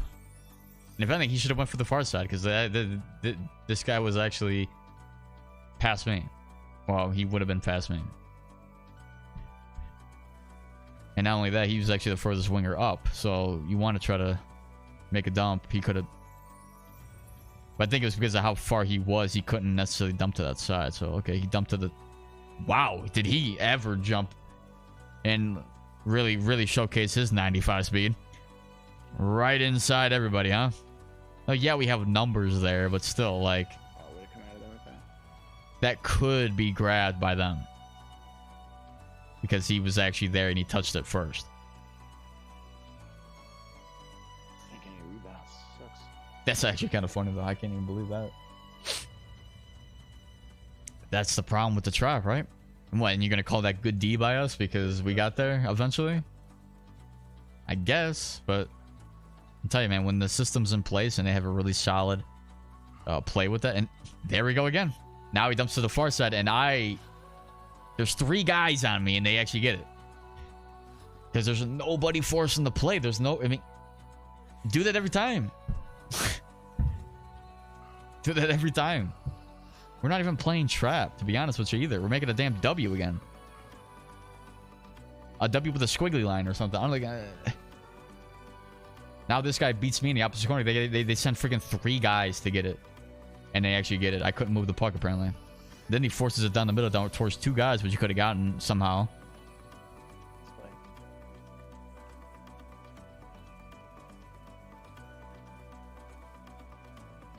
Now, here's the man-to-man. Right? I mean, he didn't even he forced that pass. He didn't even need to. Could have maybe passed it here instead of trying to force it down to the far guy. Because that pass was so far, I could have. Now it allowed me to make that to make that play, which is what would happen every time if we were to send a forechecker. Like, here we go, Green. You know. Guy does an LT back at the point. Here's a shot. He tried to just surprise the goaltender with that. But have we actually entered the zone here in a while? Constantly looking at our plays in the defensive zone here this entire period. Really had anything going. To me, try to find red. And that's not, I mean, that's just not, no, that's just not a good look.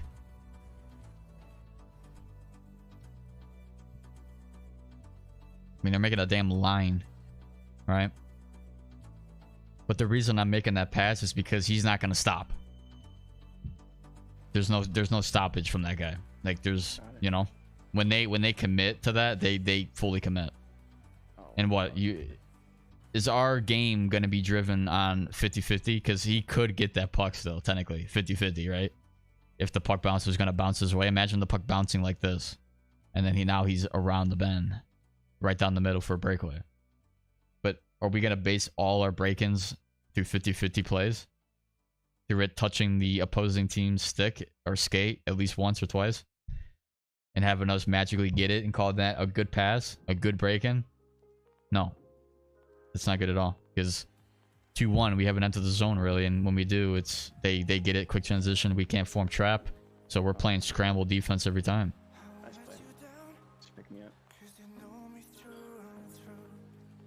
I literally had nowhere to go there. I was pressured by a lot of guys, actually. A couple teammates. All right, quick play there.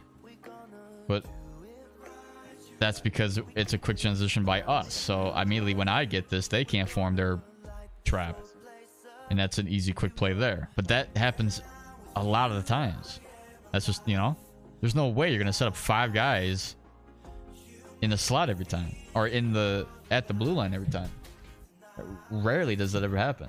So why are we so inclined to like just stop and just skate back instead of just continuing to apply pressure on the odd chance that you actually could get it? Maybe I'm just, I don't know, maybe I'm just not seeing it. Like, just because top esports teams do things, which they do things a lot differently. Literally what the top teams would do is they would literally get this puck. Hang on. No, actually, what I would have done, or actually what they would have done on my side, they would have gotten this puck and just stopped. They're gonna stop right here, right? That's gonna allow these guys to just go all the way back and reset. Like, they're gonna make a line, and I don't even have to move 1 inch. That's how if you look at top esports teams, right? That's really what they do, don't they? Which I don't even watch them too much, but when I do, I see that they literally allow the other team to just do their thing, and then they break it out. But what the hell is that? Like this, there's literally no time for anybody to ever trap. You got 5 guys scrambling. All 5 guys went down low. If it was just quicker passes, quicker setups, 1T, golden opportunity. That's all it is, you know.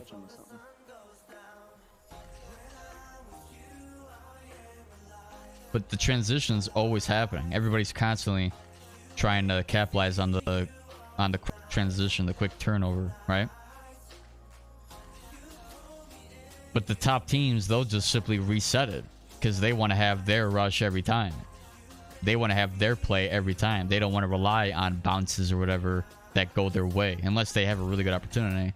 Then they can capitalize on a quick transition. But if they have, you know, if there's a risk of potentially 5 guys getting back and it being kind of like a scramble for how they break out, they will literally just stop and allow the other team to actually form, go all the way back to their zone to trap, and then here comes the breakout. Which in reality, you can't really be mad at it. If they're gonna do that, you might as well allow them to do that, because you know you're gonna try to keep capitalizing on the random lanes that we're taking and trying to find the open ice, and these guys are like in our faces while they're trying to backcheck and formulate their trap. We're trying to skate into them and try to quickly go past them so they can't, but because it's a quick transition, I don't know, can't even really do that. So in reality, you should force it. And look at that. I forced the play from where I'm at. I mean, 8 seconds, 10 seconds. You can't play trap anymore, can we? Regardless if it's PK. Gotta force the play. And that's exactly what a left winger would be doing if it was on my team. If it was 5v5, you would expect the left winger to do exactly what I just did. I know PK, you know, scrap this entire thing, right? If this was a 5v5 and they had a guy right back here, you would expect the left winger to do exactly what I just did. But in this team, the way we want to play trap, that play would never be forced, that play would never happen, and this chance would never be given to us. Look at that. This was a scoring opportunity that is passed up on a 5v5 game because we decide to trap instead of forecheck. So when we have 20 plus shots a game, somehow, and we only score 1 goal, how many of those shots are actually taken where we get this opportunity? Now, again, this is PK, you know, whatever, quick transition, I'm forcing it. But again, 5v5, this play could still happen the exact same thing because we would just have an extra guy. We're passing up this opportunity because we don't want to forecheck. And that's just unlucky. That's one opportunity we had the entire period. We had nothing. And I think I don't even know how many shots we took. Single digit shots? It's like our first bad game.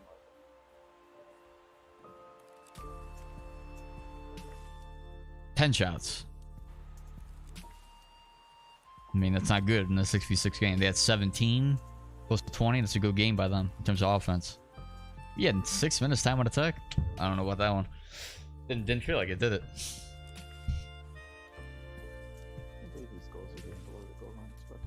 I don't know, man. That's not something that I would like, you know?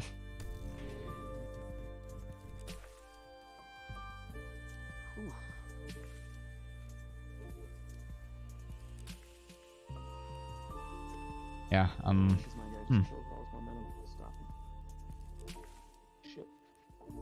mean, I could break down the rest of these games, but I don't think I'm going to do that. I could go back and do another one of these, but I'm already kind of tapped out, in my opinion. There's one thing I could do, though. I think I might turn one of these into videos. Like, I'm probably not going to do the LG breakdown. Or maybe I might cut up a couple pieces in here and there, depending on what I like want to talk about. Key points that I'm trying to like get across.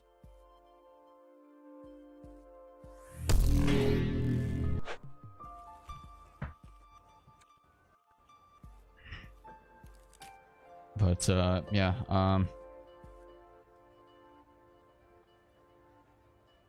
overall though, I think that's crucial.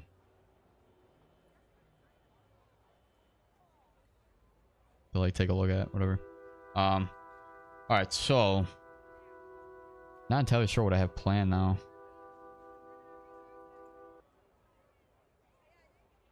Actually, I did want to do another.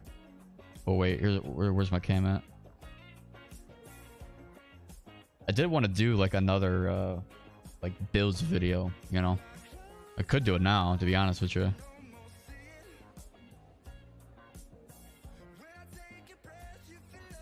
If you guys want to take a look at that, so but the builds video that I had in mind was not typically me just showing my classes. I've done that enough. I did that last stream. You can just take a look at that and just, hey, you want to copy and paste there. But I think it's an important thing to understand that when you look at a build or you looking to like change, you know, you want to try something new type of thing. It's not a matter of just like, all right, what are the top guys using? And that's it, you know, and just be like, all right, I'm going to copy them because that's what a top guy is using. Hey, I want to be a top defenseman. Let me look at the best guy. Let me look at, you know, Dumoulin that plays on Entourage. See what build he's running. Let me just copy and paste exactly what he's got, and that's it. Now, you know, you can do that. And you might actually see some results doing that. I think my build's actually quite similar to what he's got. In terms of what I've seen in the past. But I'm constantly experimenting with my builds every time. And it's not a matter of just like copying and pasting. It's a matter of also playing and tweaking and seeing how it fits into my own playstyle. Because I got a lot of the same similar stuff with the attributes that are on almost every single build, I think. Because I just think that's more important with what type of build and how I want to play. So when I look at a build like this, right? Puck moving defenseman, and I'm playing teal, I'm playing 6's D, right? Or even just 3's D, you know? Like, what am I trying to get out of this class? And then what type of build would help me maximize my the effectiveness of my own playstyle? So when I take a look at this, right? Hang on a second.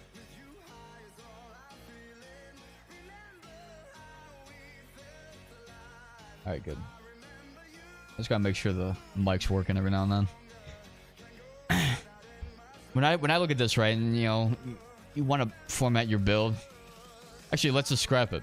Let's actually start from if I was gonna build it from step 1. So I'm like, all right, I want to play defense for 6's, right? Now I want to, you know, my current style is 6'1", 6'2", right? You see that with power forward, 6'2". Yeah, 6'1" with sniper, dangler, playmaker, puck moving, whatever. 6'1" is usually where I'm comfortable with. Now guys will bring it down here. They want the extra speed. That's fine by me. You know, like do whatever you want, right? Don't look at my build in terms of height and weight, and you're a guy that prefers 5'10" and feel like you're forced to use 6'1". You don't. This is a simple preference, right? Now, I want to maximize speed. I want to be the quickest defenseman out there. I want to jump every route. I want to be whatever. I want to be the best guy out there, right? This here is its own playstyle. Whatever you want is up to you. If you feel like you need send it because you need to, you need help on your breakout passes, or you want tape to tape because you need help with your breakout passes, you can definitely, by all means, use that, right? For me, I typically like to work on my own passes and whatever. I try to work on my own saucer passes and straight pass, whatever, you know. I don't feel like, from my style, I need one of these other traits to maximize my ability to play my way. So I go elite edges, right? Then I look for defense, right? I'm a guy that immediately throws on stick 'em up because I'm a guy that always wants to poke check. That's my style. Now, if you're a guy that goes for body checks and does, just wants to light them up every time, doesn't, then there's no reason for you to use stick 'em up if you're not constantly doing that. If you rarely ever, if you rarely ever throw one poke check or anything like that, why would you throw on stick 'em up, you know? Now, you could throw on shutdown, which is what I've done in the past, or you could just up your body check and to then get truculence. But that's not my style. That's not what I'm trying to effectively do every time. Now, it's not like you won't throw a poke check, but sometimes guys know when to throw body checks. And they would rather hit you off the puck if they can get an angle along the boards. My style is I like to just poke check and hold inside leverage. So I am a guy that will always throw on stick 'em up first. And then, now you got the second thing. All right, so what else do I want to help maximize my effort in this game. Now, you could throw on in reverse. The guys that typically get beat in this game would throw that on. All right? The guys that need help with their breakout pad. Like, what else do you need that you feel like you're not very solid in? If it's a breakout pass, then you obviously would rather throw on tape to tape. Or maybe send it or something like that. Just like what I said with the zone ability. What do you want your main thing to be first? And in my case, elite edges is always what I go with in terms of a zone ability. Then you look at, all right, defensively. How do I want to be good, on the defensive side of the game? Stick them up. That's my style. And then it's like, all right, third part of the game. Now, you could maximize it again. You'd be like, all right, well, maybe I need an extra set of defensive, capabilities, right? And that would be here with the stick 'em up, shutdown combo. I felt the need that I don't really need shutdown because I rarely go for body checks, and when I do, it's a matter of just lining it up.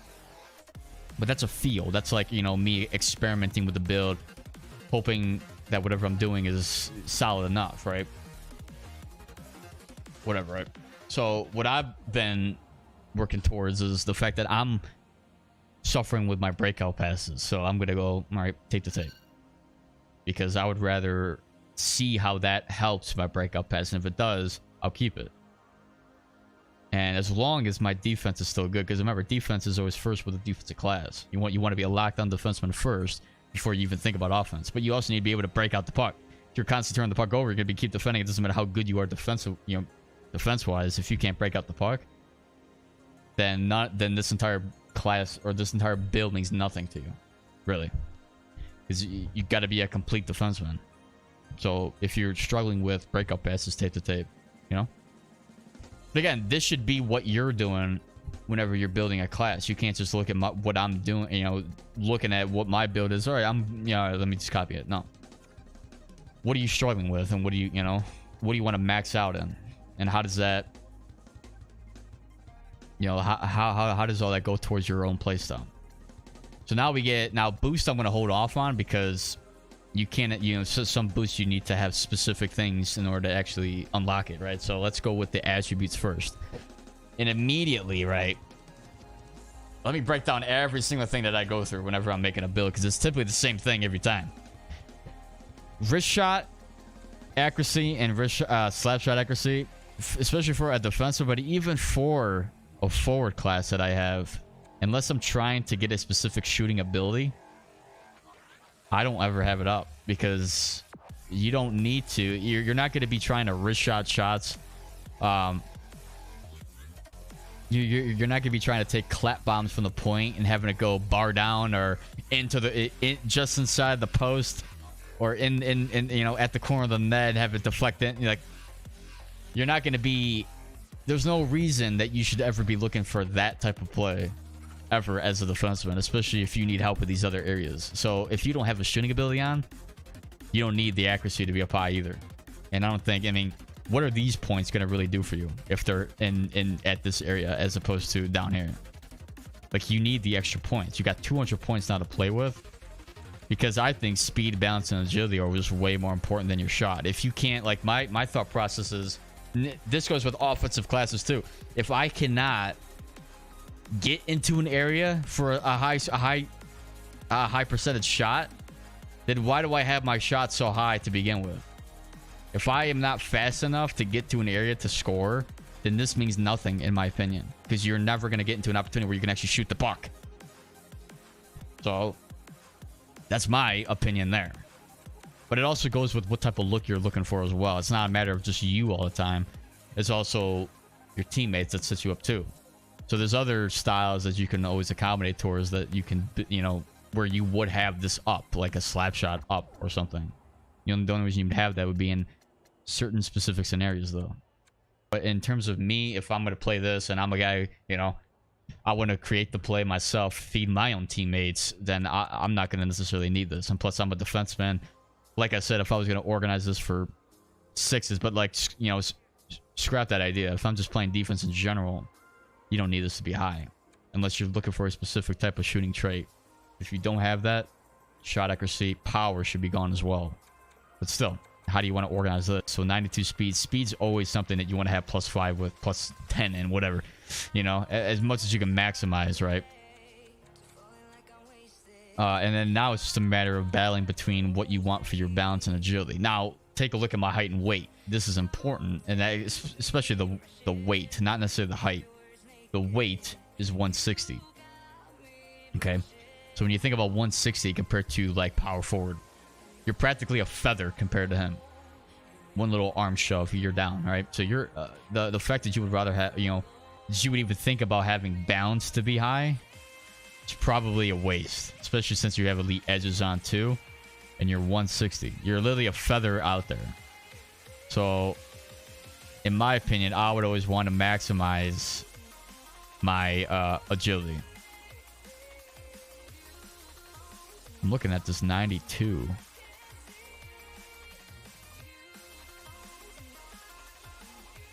Okay, so I think when I was looking at 91 agility was what I had it before, right? I think it's because I just want to have, I think, like you're sacrificing 1 point for 2, and sometimes that might be a good combo as well. But still, like 75 bounds for a 160-pound defenseman that has speed and agility. It's a pretty good trade-off, I think. So that's my category, right? Now, if I was going to format this build for like a power forward or whatever, then you could play with the potential, you know, if you wanted to have a little bit less agility, more for balance, combining with like unstoppable force and things like that. That's where that would come into place, right? But if you're looking for speed and more speed, kind of want the agility to be up there too, right? So balance takes a big hit with that. And it's exactly what I said before with the shot. If you're not looking to score or you don't have any shooting trait on, then your power really is meaningless too, in my opinion. Because if you think about like your shot, it doesn't need to be very necessarily powerful. Unless for one, you're constantly getting the puck and taking shots. But even still, as long as you can just shoot it towards the middle of the ice and you have one stick from your teammate, that becomes a deadly chance. As long as you have one guy that can deflect the puck or just screen the goalie and get a rebound, that's all you need for your shot. You don't need to have these to be in the mid to high 80s or, you know, like whatever, just to have because you want to have a golden shot or whatever. Like, you're not going to have that, right? Unless you have a shooting trait on. But even then, you wouldn't necessarily need it to be super high, especially for a defenseman. But even still, forward as well. It really does not matter. Your shooting trait does whatever it needs to, in my opinion.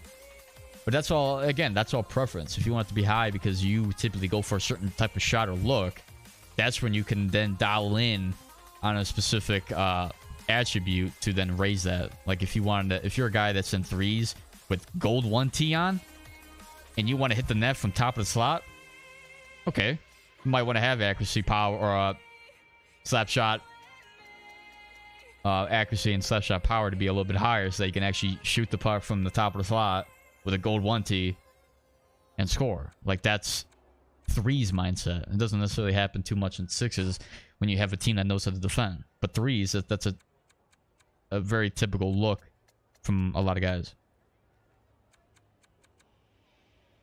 All right, so then again, acceleration is the big controversy. I think last year, and I think even in my last builds video, to be honest with you, I had this down.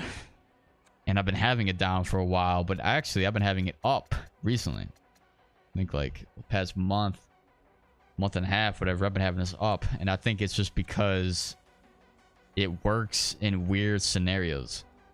So acceleration to me is like, the only time it really works is when you have the puck. Or you're receiving the puck from a weird angle, I guess in stride. It's sort of like the puck perception. That's kind of where acceleration kicks in.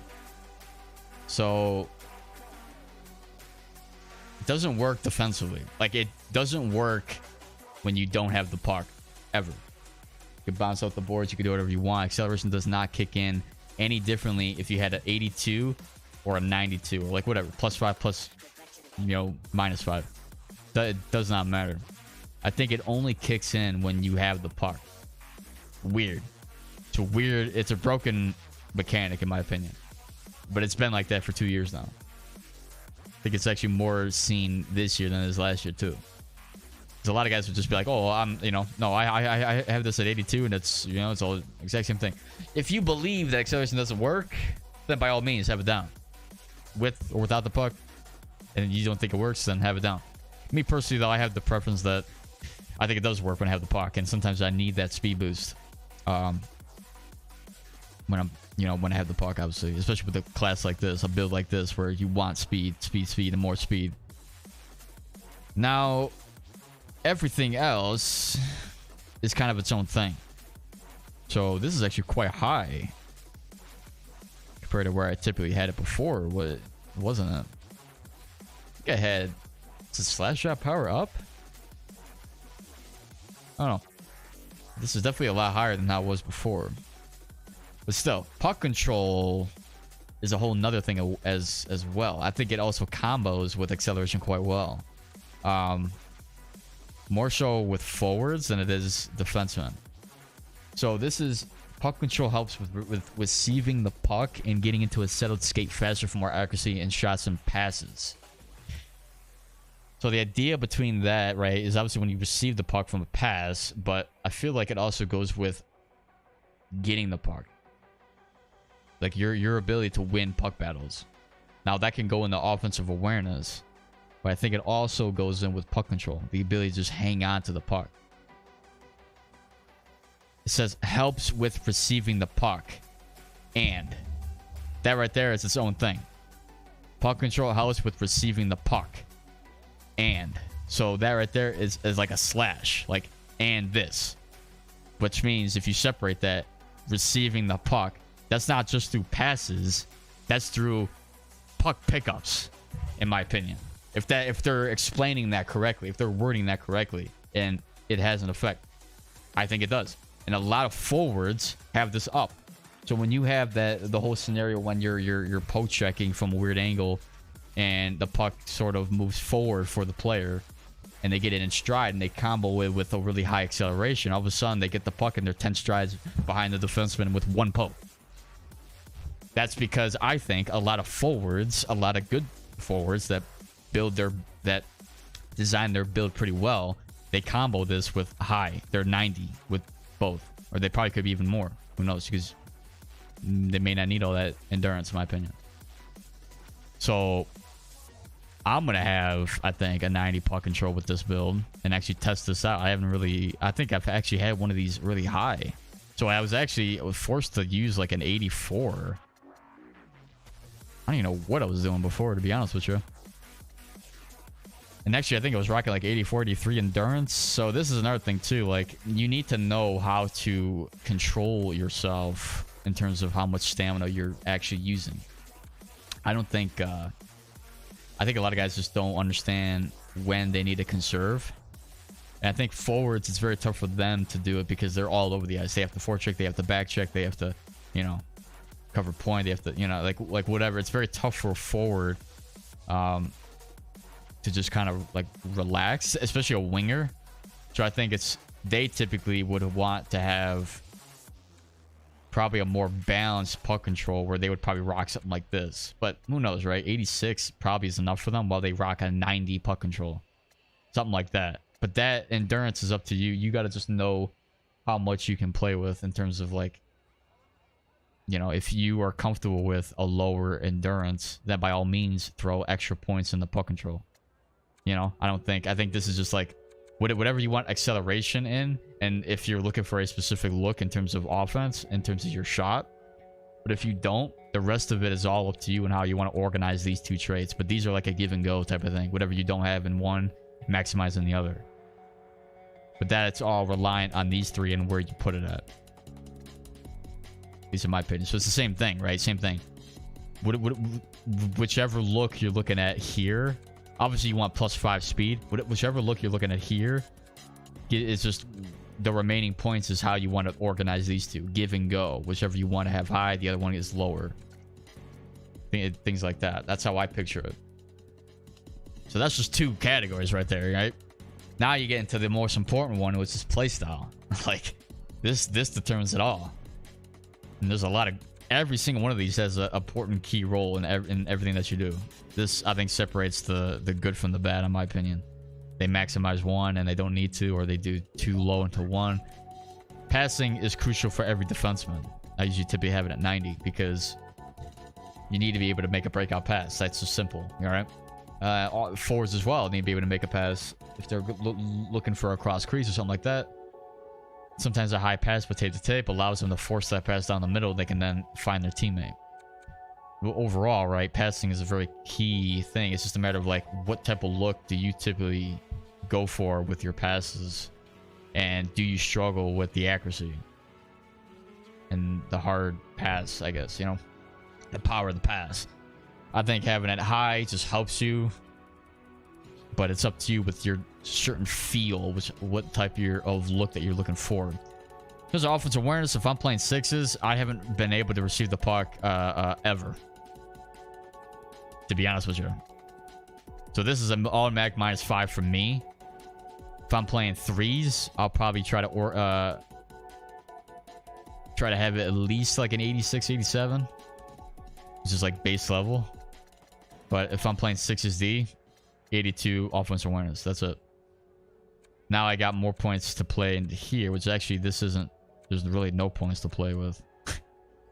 So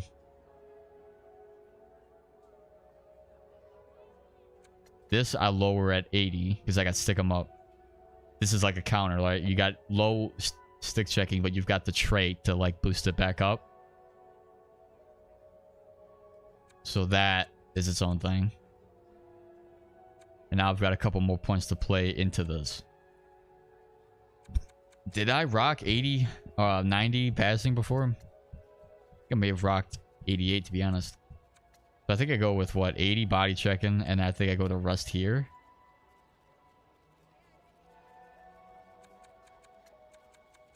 Something like that, right? But regardless, this is like, because I have tape to tape, I might just rock 87 to have the extra defensive awareness. But regardless, right? All right, passing's there, offensive awareness. You know, forwards would want to have this at least 90, I think. This, I think, also goes with their ability to pick up pucks in stride, is how much points go into this stat here. So that's one thing there. Body checking is just, do you go for body checks, do you not? But you still, you know, I typically like to have, I go for some body checks. And I typically like to line them up. 80, I wonder though if I should lower this. Maybe not all the way to like an 74, but 78 might be a good thing to play with, because now I have a couple extra points here that I can put back into my passing. So 90 passing here for me.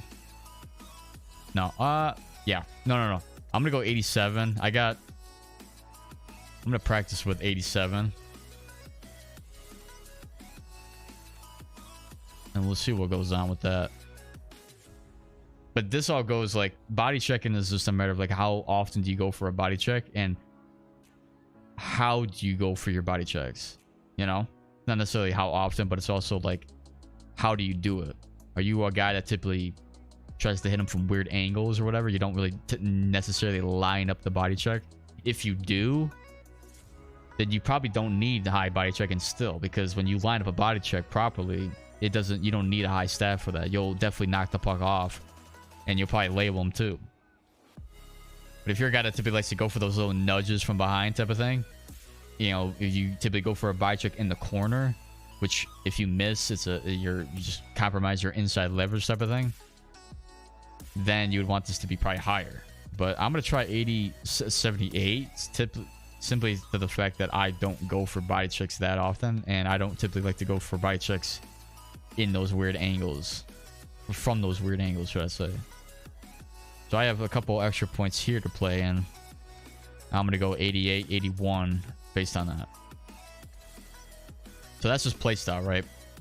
Again, this could be mixed up, you know, if you don't have, you know, the reason I think 88 defensive awareness is good. This is just more on, are you getting the puck pickups? Are you able to intercept passes? This all goes with how you position yourself in the defensive zone when you're man-to-man with somebody. If you don't typically, you know, if you're not very good at covering, you want this to probably be like 90, maybe. If you're a guy that typically knows how to cover, you actually could lower this even more probably. So you have extra points into these other categories. But again, that's all personal preference. I've been having a lot of success with 88 defensive awareness, but I think I've had it 86 before, and I was actually rocking it pretty well. But I think, you know, the better defenseman you are, in just terms of how you position yourself, the less you need into this category. But based on the tuners and how often the puck bounces to the offensive team, even though you're in a good spot, probably want this to be high or like mid-ground, between like 86 and 90, like around 86 to 90, I think is where you typically want to have it. But again, whatever you feel is best for you, right? And then stick checking, that's just where it's at, you know, because I got stick 'em up, stick checking 81. I mean, how high do we need stick checking to really be, you know? So now we go into tenacity, and I've had every single build shot block. I mean, come on. If you're in the shot lane, you don't need shot blocking to be really high to block it, you know? I think it's all up to how you block shot, like how you just position yourself. You don't need the stat to be high, because I think with the stat being high, your player will go into more of those like those shot block animations like automatically. Nobody really cares so much about that, and you would typically rather cover the guy and intercept the puck, and rather than try to just get into the shot lane and block every time. And typically when you get a shot and you're in the lane, your guy blocks it anyway, usually. So you don't need this to be high. Everybody always subtracts this, right? Durability, especially with a build like this, 78 doesn't do much, does it? So I always subtract both of these, even with bigger builds too, because I would rather play more into the strength and hand-eye. And I set the hand-eye at 85. It allows you to handle passes in the air. Hand-eye, it's weird, right? Because it says, okay, deflection skills in front of the net and ability to handle passes or pucks in the air. This is kind of a tough one, because you don't, based on that description, you don't need this to be high. How many times do you go for a deflection in this game? Like, deflections are quite OP compared to previous years playing this game, right? With the current tuners and everything. Hand-eye is just based on, are you a center, and do you go for deflections? Not only that, magnetic is useless in this game, because you're not missing a pass when somebody passes to you. It's not like last year you need magnetic on every single forward build. Now that's completely wiped from the game, practically. You don't even need it. So hand-eye, you may not even need that to be high, to be honest with you. But I've been rocking 85 simply because I think it does help with interceptions too. So you see how it says handle passes or pucks in the air. I think it's also when you're defending somebody and they were to throw a sauce down the middle. If I'm defending, I want to be able to throw my stick up and deflect that. Hand-eye is going to help me do that. So 85 is typically where I go with, because that's not a lot of times. That's only like in select few scenarios, right? So that's that. The rest of these points get played into here, and it's at 80. Now I think I might have lowered this a little bit more, because strength is it's another weird thing. I'm gonna have this at the way it is right here. Durability is gonna be those whatever extra 10 points. Strength is, I think, a crucial thing as well to have up. So it says strength helps hold your posture during player collisions. Right? So that's its own thing. So hold your posture during player collisions is simply when you're making contact with somebody off, like, you know, you just collide with them. So you know how sometimes you'll hit somebody and you'll just fall randomly? That's because you had strength too low. Or somebody else, you're hitting them and they have higher strength than you. But not only that too, I think it's also when you have the puck. It's not just balance that goes into your ability to hold the puck when somebody goes and body checks you. I think strength goes into that category too. Because it makes sense, right? If you read it and you have the puck, it doesn't matter. It doesn't say with or without the puck or whatever. You know, it just says during player collisions. Well, when somebody tries to hit you, they're trying to collide with you. So your ability to hold the puck, based on that, you know, that's, I think, goes into your ability to hold the puck is strength. And then it says, and your ability to hold ground or move an opponent during board play and net battles. So your ability to hold ground, right, or hold or move an opponent during board play. So I think it's just your ease of being able to board pin people, board pin players near the boards, if that's something that you typically do, which I do sometimes. And also to move them during net battles. But I actually never press the Y button when I'm in front of the net. I always try to just stick tie, so that doesn't necessarily apply to me. I think the bouncer trait too, I think, goes into that, doesn't it? But I never use that. That's not a technique that I ever use, because when you like tie somebody up with the Y button, you like basically put your arms on them in front of the net. But the thing is, if you're not hitting their stick, they can still like stand there and then get a tip on the puck if they're standing in the right spot. So I always stick tie them. I always hold the A button and I just stick tie them. That doesn't go with strength, I don't think. But I guess it is a net battle. But it says move an opponent. So if I want to like really push them out of the way, I guess. So I don't know. It's kind of weird, but regardless, if you scrap that, you can. It's still very useful, I think, with just controlling the puck, in my opinion. And having it on a build like this, where, you know, we're just practically a feather out there, I think it helps with the 75 balance. You know, it kind of like evens it out a little bit more. So if somebody tries to hit me, the 82 strength, I think, comes more into play than the damn balance at that point. And the rest of these is like, all right, your ability just decreases the chance of getting injured, right? Just don't take a hit, and you're bound to get hit by bigger guys anyway. But Shot Black already said it's practically useless in this game, so it's just a matter of hand-eye and strength that you want to play these points into. So that's that for me, right? And then now you go into tactics. You know, I'm a defenseman. Face-off's immediately gone. I'm not fighting. Can't even fight in LG if you really wanted to. And then now it just goes with deking and discipline. So I've rarely ever had a penalty with 85 discipline. And I wonder, you really want to be focusing more on discipline than deking at this point. Whatever, if you're a center, you need this at 90 face-off. I just think you need it at 90 face-off. Fighting skill always all the way down all the time.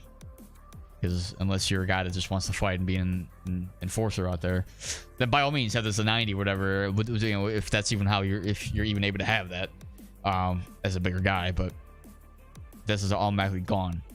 And since I'm not a center, this is gone, right? So now it's a matter of how many points do I want to put into discipline to not get a penalty. And I've rarely ever had a penalty with 85 discipline. But I'm afraid to lower this, that I might actually start getting penalties where I wouldn't have gotten them before. This is just how good are you at playing the game, in my opinion. How good are you at choosing when the poke check to hit? It's actually more or less poke checks and stick lifts. How often do you get penalized? And you want this to be resembling more towards your frequency of penalties. That's all it is. The rest of these points then go into deking. So 85 for me is perfect, I think. Deking is actually your how quickly you stick handle and toe drag. So when you go left and right, that's deking. I think people think that puck control goes into your ability to stick handle like your Patty Kane. Deking goes into that. It says how quickly can you stick handle. Stick handle is literally left and right, is it not? A lot of guys think it's not. I don't know why. And then it says and toe drag.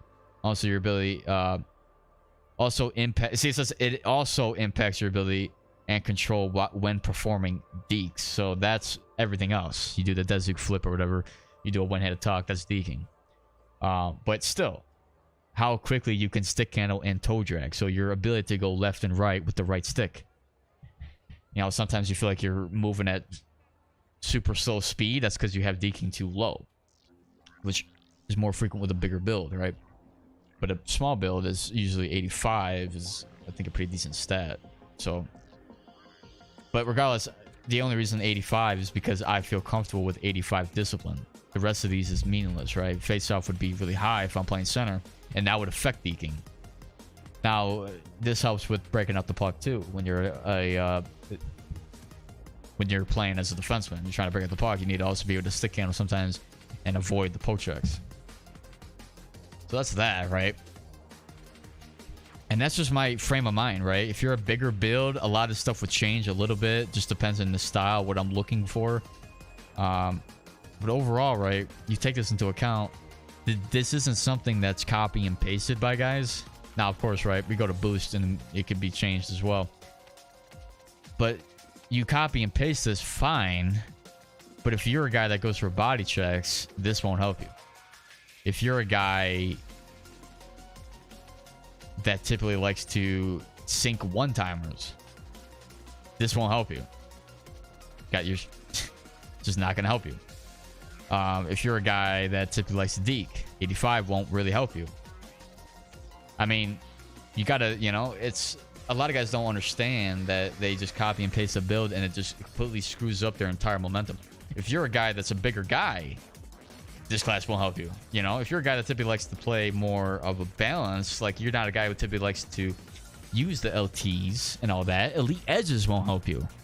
Like, none of these are going to help you if you don't accommodate towards this exact style. Right? It's just plain and simple. You take a build and you change it. Now, I'm going to quickly go through something else. Now, of course, I go with power skating because I want 94 speed. And then I go with... ooh, okay. I think I actually changed this. But what I did was I went for defense awareness. So I had 92 before with the acceleration. I had 94, I think, right? But I actually lowered that a little bit. So I think that's where I got the extra points into defense awareness. And I was able to go like this. No. I went like this. And then... Okay, that's where that came into place. Because I was like, what the hell? I wasn't able to get my exact, you know, stat or points. But you look at the boost, right? It's just a matter of like, all right, you have a certain build. What do you want to maximize in? And sometimes it may not be maximizing in that specific category. It's a matter of like getting it and then taking it away. I do that a lot with these type of builds sometimes where, you know, I have the +4 with the defense awareness, but then I immediately take that away. I'm at literally a -1 from the quote-unquote base level that I would have actually had it on if it was if it didn't have the boost, right? Because it's at 80. It'd be at 89 with the boost. But if I subtracted it, right, it's actually at 84. No, 85 at base level without any boost applied. But because I had a +4, makes it 89. I can subtract the point, a couple points, and I can put it back into these other categories. Now I'm at 90 passing. Now I'm at 80 body checking, 82, you know, stick checking, and that's all based on the +4 from one boost. So sometimes the playstyle really goes into that. Really helps, I think, a lot too, and not just simply maximizing something, but also, you know, taking points from that to put into other categories or into other attributes from that same category. That's one thing. I think this is the exact build that I run. But I believe before I had like a increase in shot power or something, because I think I was running an actual shot shooting trait and never really changed it. So I'm actually gonna keep this puck control. It might actually help me a little bit. Endurance, I think, is raised a little bit too. I'm actually gonna keep it. But let's just say, right, for the sake of argument, I'm a brand new player, right? And I actually have some starter build guides for some guys as well that they can always look at. I think that was more for just the guys who just bought the game type of thing, and they don't have all the things unlocked. But regardless, it's still there. What goes into this? There's a lot of good stuff too. So if I were to reset this, and I'm just working off the puck moving defenseman, but this can go with anything that you're doing.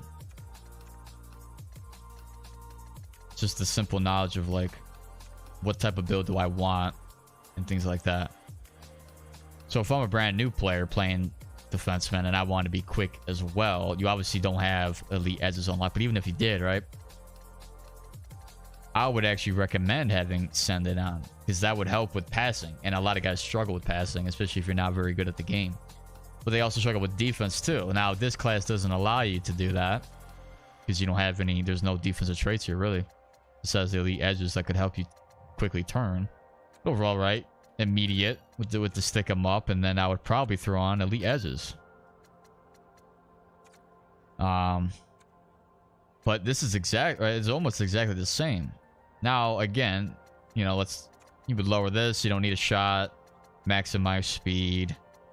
This is actually more of what you're playing into. Now, if I'm a guy who struggles with LTs, I don't necessarily rock a high agility. I mean, you're not going to be very good with the LT. So you would actually need to have balance to be a little bit higher to absorb some of those body checks. Now, 160 probably isn't the best to start out at, right? You probably want to raise your weight a little bit, and I actually could do that, if I'm being honest with me. I would probably recommend somewhere within 195, 199. And just remove that. I would need to have 82 agility at least, and I would actually probably recommend that to a lot of guys who are starting out the game. 83 balance with elite edges on, so that helps with both these categories again, because this is based off a guy who's not very good with the LTs. So why would he want to rock elite edges? He's not going to be very skilled with that, and he's going to struggle with breakout passes. So send it is something he would need to be able to do very quickly. Send the pass off, right? Shot power is gone. Acceleration is a matter of your own personal preference, but I would probably recommend having that pretty high. Endurance, you'd probably want to have this is all for defensemen, right? But let's just go for the sake of this, probably that, right? 85 and endurance helps, and puck control would help you, I think, with just controlling the puck every now and then. Everything else is kind of there, right? And the reason for the 87 was simply due to that being the remainder of what I had, right? I'm setting this to a certain degree, I'm setting this to a certain degree. 87 is just what is left. Passing needs to be high at this point, but send it is already there, so that would actually help you with that. Wouldn't recommend it to be too low. You probably could get away with 87 passing. Offensive awareness, you're not going to be very good at the game, so you might as well screw it. And then this is just a matter of what do you want to add. And actually, before we even get into these points, you might as well add a boost to help you with that. So now you've got points here to play with. And for the sake of argument, you probably want 90. And actually, another thing too, I would probably recommend quick pick, to be honest with you. If I was going to do this and I'm a defenseman that's just starting out with the game, you need quick pick to be it's kind of essential, and it actually does work if you're really a guy that struggles with it. So you have that. Now you've got a couple of these extra points here. You got to work on body checks. So if you're a guy that wants to just throw bodies around, like these are just kind of extra points that you can play with now, and that's it. So this is just like you start with this, right, and then you change it later on, right? And then again, hand-eye, this is its own thing. This is just a matter of like, what do you want this to be? So hand-eye, you probably want to have, I think like what's more important, hand-eye or strength? I think strength's more important. 85 is pretty decent. And then this is the same thing here, right? And for a guy who's just starting out the game, he's not going to be very good deking wise, so subtract that, and let's say we have +5 there. You could even say too, actually, for the sake of argument, might be crucial to have on something like discipline. Somebody who struggles with his defense, he's going to be getting penalties all over the place. He might want to try out and just see if he gets some luck here with the defense. But 89 speed on a puck moving defenseman, not your best bet, technically. You probably want to have power skating on. 91 is a pretty good stat, but yet again, you look at these power forwards, man. They're at 90 speed and they're 6'2", whatever, 210. You're not really going to be playing very well against them, are you? Especially if you go for hits and you miss. But it's a good starter class, I think, for guys really trying to work on just everything. Because you've got, you know, you've got send it, helps you with breakout passes. You've got the ability to play defense with quick pick. Because you're not your positioning's not gonna be good at all, right? If you're a guy just starting out, and then elite edge just helps you with that. Now you could actually change this and apply, probably you know, stick them up. I mean, if you're not gonna rock very high agility, you might not want any. You might not want it to have it up anyway. So this is actually more helping it with more of defense and then that offensive ability as well. But again, you could play multiple ways. You could do freaking in reverse. You're probably gonna get beat a lot with a lot of guys too, and you might want to have a very quick back pedal. So I mean, again, there's multiple ways you. But if you're a guy who's just starting out the game, you know, every single thing is crucial to have. I mean, you want to learn everything about this game. So you want to have practically, you want to try every single thing, you know, just simply try it. But that's the thing, you're brand new to the game. You wouldn't even look at this build, would you? Not, you wouldn't even look at this. You wouldn't have even been able to set it up, right? You're brand new to the game. You're gonna look for this because that's what I'm using, or that's what somebody else is using. How is this gonna help you? You're a guy that doesn't know how to LT at all, and you're gonna expect to just play very well defensively and really. Oh, but you're gonna like learn how to play. No, you won't. You won't learn how to play because you're just gonna get too frustrated because the game's not going your way because you're not positioning yourself properly and you don't have something that helps you do that. But that's the idea. You need to understand what your set is. Like, what is your style? Where's your current experience level? And then format your build based on that. If you can't do that, and you're just quickly looking for builds to like be the best right away, a build is not going to help you improve necessarily. It's how you play with it, but it's your style in these builds that are coming out. And if you might be shooting yourself in the foot by trying to put on a build that you're actually not, you shouldn't be using. So it's up to you on how quickly you want to progress in this game and how smart you design your own build. But never look at my build and be like, it either sucks or is really good. It's how you use it. And every single one of these builds that I use is tailored to my style and my style alone. But of course, a lot of guys have my type of style. So they could benefit with like a build like this, right? Which is very similar to my puck move defenseman if I'm playing center or a two-way defenseman. You know, you see how a lot of this stuff is very similar to the other builds that I have, right? And in this case, when I used a two-way defenseman, I threw on a shooting trait. So guess what? You need to have your shot accuracy, know that your shot power to be higher in order to actually get the trait on, right? But beyond that, it wouldn't. If I wasn't going to use the trait, this would be low, and that would have extra points to be put into these other categories. But every single one of these builds, I mean, you can stop the video and just take a look as I scroll through these. Two-way forwards, same idea, right? If I'm playing defense. Power forward if I'm playing threes.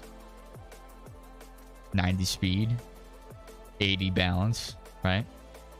Unstoppable force. That's why with the increased balance as well. 1T look. That's typically what I look for. But I'm not like a god tier at it where I need it to be super high. I don't have a single sniper build because I don't think that accommodates towards my style at all, dude. At all. It does not work. Defensive defense when I'm playing threes against a big team. Right? Offensive puck moving. If I'm playing winger, actually. This goes into that.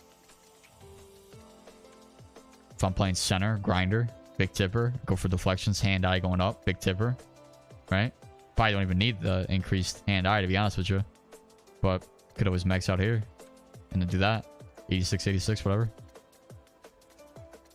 90 face off because I'm playing center. Elite edges, so 85, right? Trying to be quick out there, 6'1", 190. Very similar to a power forward in certain regards. But they're 210 pounds, right? So I'm actually not quite. That's why I got a little bit more speed. And I subtracted the balance because I'm not like trying to make myself really big here. But defensively, right? I lack a poke check, so I have that up. And I want a poke check because that's more my style. 80, 83 with the defensive awareness. I've had 80 with this, and I've defended pretty well with it. So I wonder sometimes, right? May not even need it to be really that high sometimes. And then, of course, the last build. The final and best build you can ever have in a threes game. Enforcer defenseman 6'2", 210 with back edge, tape and truculence. I mean, why wouldn't you put that on, you know? Like, come on. Back edge. Against anybody who has truculence on. Come on. I mean, we all know this. 88 body checking. Gotta kill them. You know? It's pretty solid, actually. I haven't tried this build out, but I'm definitely gonna do it when the next time I play threes and against a big team. Maybe if I'm just screwing around. Otherwise, I'll use power forward. But each one of these builds has a specific purpose and design to them that appealed more towards my style than anything else, right? I don't care what the top esport guys are doing or whatever the hell they're doing, right? I made based off of, I think this is the only build right here that I've actually based off an actual esports player, right? But I still designed it my way. I did not even know what he had entirely, right? This is just like, I saw this and I'm like, okay. And I think I still changed it because he actually has acceleration to be high, or he has like power skating on, steady strides, whatever. I still changed it, so it's not even like an exact copy. These are small tweaks that I'm making to my style. I mean, that's the point that I'm trying to get across. Each one of these builds may or may not work for you. But you got to understand, if you're going to try a build like this, that you need to know how it fits into your playstyle and what changes you can make to accommodate towards your playstyle alone. That's it. If you can't do that, then you're going to struggle more with this game. I mean, that's all it is, right? I'm just trying to help with the ability to progress quicker in this game based on being very smart with your build creation. Because that is overall how you differ from the other guys as well. Right? If you have just a crappy build, you're not going to perform very well, right? But if you have an excellent build that fits your playstyle perfectly, well, you might actually do very well, you know? Against a team that you may have thought was better than you. I mean, who knows, right? There's a lot of factors that go into it, but the builds are step number one in terms of matching the opponent. If you can't do that because your build sucks, you may have just lost the game right then and there. At least it severely decreases your chances of winning. So just understand that when you're trying to build your own build, right? So hopefully, right, this helped you out. And yeah, you know, just say just happy build creating, I guess. I don't know. I'm not sure what else to say. But I haven't really done many build videos because simply the fact that like they haven't changed for me, you know? Like I've taken what I've done last year, tweaked it more for this year with these tuners and my style evolving.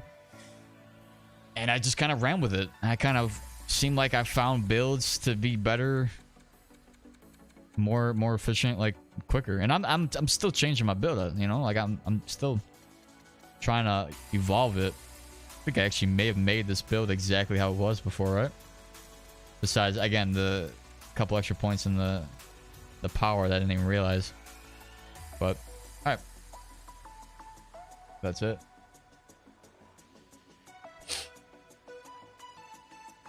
But, alright. Yeah, so let's see. That would be that video, right? Which might have been long as hell, to be honest with you. But you guys got a first-hand glance, right, at just what it is.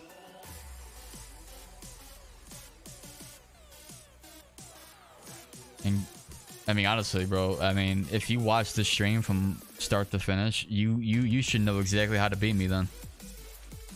'Cause I literally just explained exactly my entire style playing this game. To be honest with you. So, some of the guys that just kind of breeze through this. All right, well, you know, if I face you and I somehow score 6 goals on you because I was able to do exactly what I said I was going to do the entire time. Some guys doing their own research. You know, hey, let's watch top guys play and just play trap and all that. No, I just can't, bro. I don't know, the way these other guys play, that's fine, you know. They've obviously grinded the game to a certain degree where they have a style that works for them and what they're comfortable playing at. So it's not a problem, like them just trapping it up and everybody trying to copy them.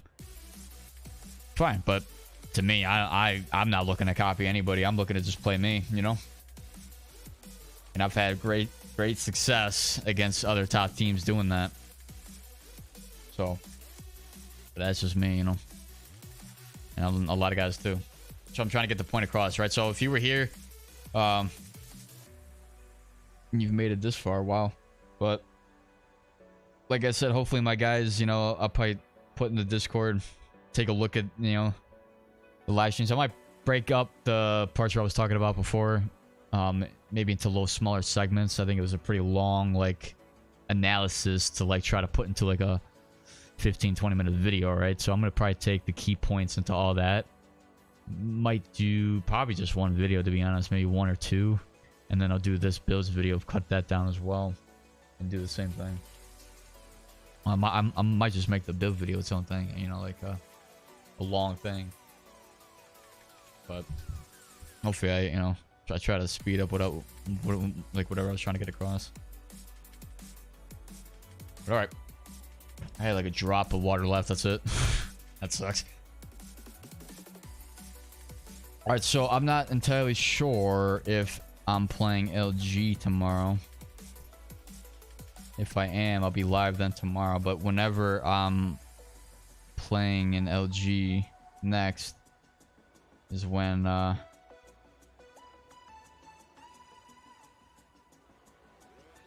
okay. Yeah, so whenever I'm playing in LG next is when I'll be live. So could be tomorrow, could be Monday, could be Tuesday. I don't know. It's either one of those days, but within the next 3 days, I'll be live again playing some LG with the guys. So, yep. Oh, hope you guys enjoyed. I'll see you guys next time.